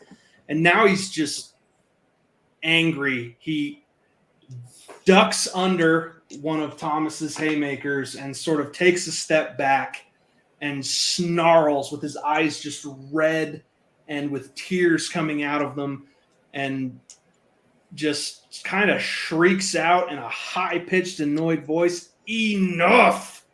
and raises his hands with the spell fully gathered, and Thomas tackles you, just full-born grabs you to his body and launches you both away from him, landing on his back. So he takes the damage while Thomas screams out, "Mike, now." Rolling tough with a total of +4. That's still only an 8. Holy crap, I'm rolling like garbage. Interesting. Oh, I know. You wanna- All you right. want to throw one on there, Edith? 1 sec. Oh, wait, no, I can. You can't hold a roll on a roll that's not yours. No, I can spend my whole. So I was holding 2, right? Yes. And you have 1 left. So I can. I can add inflict harm, or I can reduce someone's harm, Oh, or take I forward will let act you- under pressure, which with act under pressure would be cool. So I will let you use one of those holds that is not increasing the number of his roll on his attack. You can either lessen somebody's harm or increase the damage that Mike just dealt. I will let you pick. That's fair. we'll go ahead and increase the damage just to try to take this guy. All right.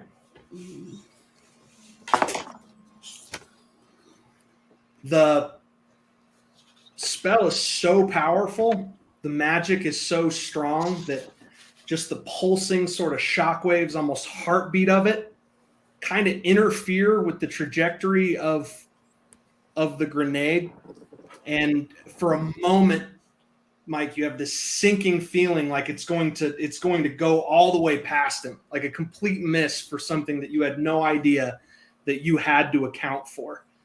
But you notice as it gets closer, just with the distortive effect of the magic, that the path of the grenade is almost, the trajectory is starting to slow down. It's almost like it's moving through water. And then a rock hits it, knocks it back on course, and it explodes at Bob's knees, takes his legs out. Like they're gone. They explode in just an immediate mess of boom and gore. But that's not what he's concerned about. He looks up, and his mouth opens into an O, and that's all you hear after the boom. Oh. And he drops his spell on himself, and that same deafening boom and blast of white echoes through all your visions. And Edith, you have enough sort of indication of what's going to happen that you sort of dive behind something. Mike, you're far enough away to do that easily. Rose, you're like, oh crap, we're in the path of like an oncoming train. And Thomas, just such that he is, just wraps himself around you like a cocoon. And you feel just tremendous impact. It almost knocks the air out of your lungs just coming through his body. But then in an instant, it's over. And all there is ringing, the sound of broken glass and scaffolding creaking and sort of falling. And you're kind of back to it, back to perception. Is Bob still there? Parts of him, at least? Bob is a very chunky smear of ground beef on the concrete. Well, we can tell he's dead. Oh, he did. Wow. It's actually very difficult to get deader than Bob currently is. Like, there's really not even enough to bury. Like, it would be gratuitous. Edith, you okay? If you can hear me, come towards me. I will be fine. And she gets up and sort Get of in the back of the van. Get in the back of the van. Rose, Yeah. get in the back of the van. Okay. Thomas, can you hear me? Thomas kind of rolls off of Rose. Rose is okay. He is in kind of bad shape. You can tell. Like, Edith comes back to help breathing Rose. weakly. He took a lot of damage keeping her safe. Carry him to the back of the truck and then go check on Miller. Is she still alive? Yep, she's unconscious, but she's okay. And if you want to like touch her or say shake her, nothing happens. I throw her in the back. All right. Zip tie her just to be safe and drive out of here before the police show up from the giant explosion. Yeah, and it was a monster of a boom. And as soon as we get back, you act really quickly, and you guys get out of there. It's definitely one of those things when you get back on the highway and start cruising out of the district that you start to hear sirens, if not see flashes, but you get out of there. Get back, give everybody a look over, check the panic membranes, check Thomas, make sure he's recovering. I know he's basically like purple. He's like one big bruise, but it's already starting to heal. And he takes a deep breath and blinks a few times, and his eyes go back to normal. And he just kind of cracks a grin at you, like, that was pretty cool, man. All right. Do you remember anything of what happened? Yeah, actually, it was like I was riding shotgun the whole time. It's pretty cool. That guy's a badass. Well, he's trying to reintegrate with the rest of himself, and before the guy who was in you said that would be the end of our world, but talking to the Shattered King himself, it doesn't sound like it will be, so I don't know what to think. It sounds like there's probably information we're missing. And there's one more part of that we don't know about yet. Okay, but first we all need a nap. Yeah. Several naps. One nap. One long nap. Hours. Okay, what do you guys go do? Go home. Go home. Okay. Go which home? The Haven? The girl's house? Like Thomas and I are going to stay at the Haven. I can call them an Uber. They probably shouldn't be driving right now. Okay. Do you guys we're going to take Vanessa with us. Yeah. okay. And you guys just go back to your respectives? Well, I mean, Edith is literally one tick from dying.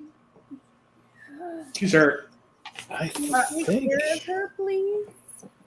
Well, I mean, we could just be done with this session and then she'll be fine next time. Not I'm gonna entirely try- at that level of damage, but she will heal some. I'm going to try working on her some. Okay. That you can do. You have the training. I got a 12. So you get all right. You get healed with 2 harm. Yep. And you're stabilized. Yep. And now you will be at full health next time. Brilliant. How bad are you, Edith? You mean Rose? Sorry, Rose. I am at 4. So I'm not dying. I'll try this. This shouldn't be that hard. Just bruised. So that's where are you? That's a 14. So you get back 2. Are you guys? So sketch this for you. Are you dropping them off at their house and just kind of taking some time to patch them up? Go to the Haven first and check everybody out there, and then if they want to, Uber them home. Okay. I'm gonna try it on myself too because I need it too. Oh yeah. Of course, that one's boxcars. We definitely want to go home because at this point we're used to fighting monsters, and this is just kind of the unfortunate day job. So it's time to go to bed. What about Miller? How? She's just unconscious. She seems fine. What if we she's in a very heavy sleep. We should take her home and have Kat watch her. Yes. We could even have Kat lock her in the basement if we need it. She's fine. She is zip tied right now, so. But we really, Edith and I both need to go home and sleep. Okay. So you guys Uber home, let's say. And when you get there, you kind of, you come in and you start making your preparations and whatnot, but you notice that Kat in her form is kind of just at the back door, just this little girl staring outside. Kat? Are you okay, Kat? Where is Rory? He's going to come back. Yeah, he just went to go find a book. I think we need him. We definitely do. He wants to come inside. Who wants to come inside? You look out into your backyard where she's looking, and a figure in a trench coat and a hat. No! Standing out there. No! Flash of lightning signifying the beginning of a Pacific Northwest thunderstorm illuminates his face. He looks like Thomas, but there is a savage look in his eyes. And that's it for tonight. Rose, you picked the most complicated boyfriend ever. Oh This my is God. so not fair. I never bring boys home. I picked one my whole time in college, and he was a normal nerd. Yeah. He was not a normal nerd. We found him in a test tube. You guys I was looking for more normal. You guys wish this was him, and you've got an interesting beginning of session next time. Okay, well, everybody, welcome. Thank you for coming and watching us. And we play every Tuesday, so come back next Tuesday and find out evil. So we have regular Tom, and we have Batman Tom, and now we have Murder Tom. Murder Tom. Murder Tom. He's very you guys have no idea. You haven't seen this guy in a while, and he's itching he's itching for some payback. No, thank you. That's cool and all, but no, not today. We're supposed to nap. We nap. Okay, guys. We have one more. Is our winner around? Because otherwise we need to draw. I didn't get any messages back, so I think we have to draw a new winner. Cool. For the mini prize. Well, say the name again. This is why you watch the whole stream, guys. Yeah, I guess I will ask one more time for it's. Oh my goodness, I just had it. DKF with several numbers after it. I'm so sorry. DKF 52. I don't think he's been on the stream with us. He was somebody who was a part of social media. Cool. So if you are DKF and you are watching this at a later time, message me. We'll see what we can do for you. But we are going to go ahead and redraw the mini prize winner. So let me get a random number. Boop, boop, boop, boop. Okay. There's still lightning happening outside my window, just so you know. Yeah, it's actually kind of what inspired how I wanted to do the last scene. So Okay. So, I'm so sorry. I miscounted twice because I counted myself and Will, and that's not gonna work.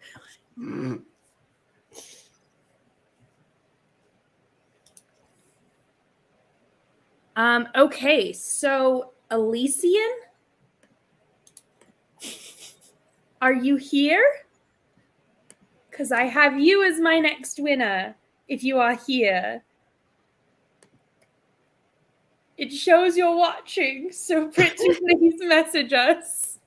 If it shows that they're watching, if you would message us, you can message us here on the channel. You can find us on social media at Uncanny Pros on Facebook and on Instagram. And we will try to reach out to you and find you. We got for you. that, I've taken my players a good 20 minutes out of our normal time frame, so do want to let you guys go.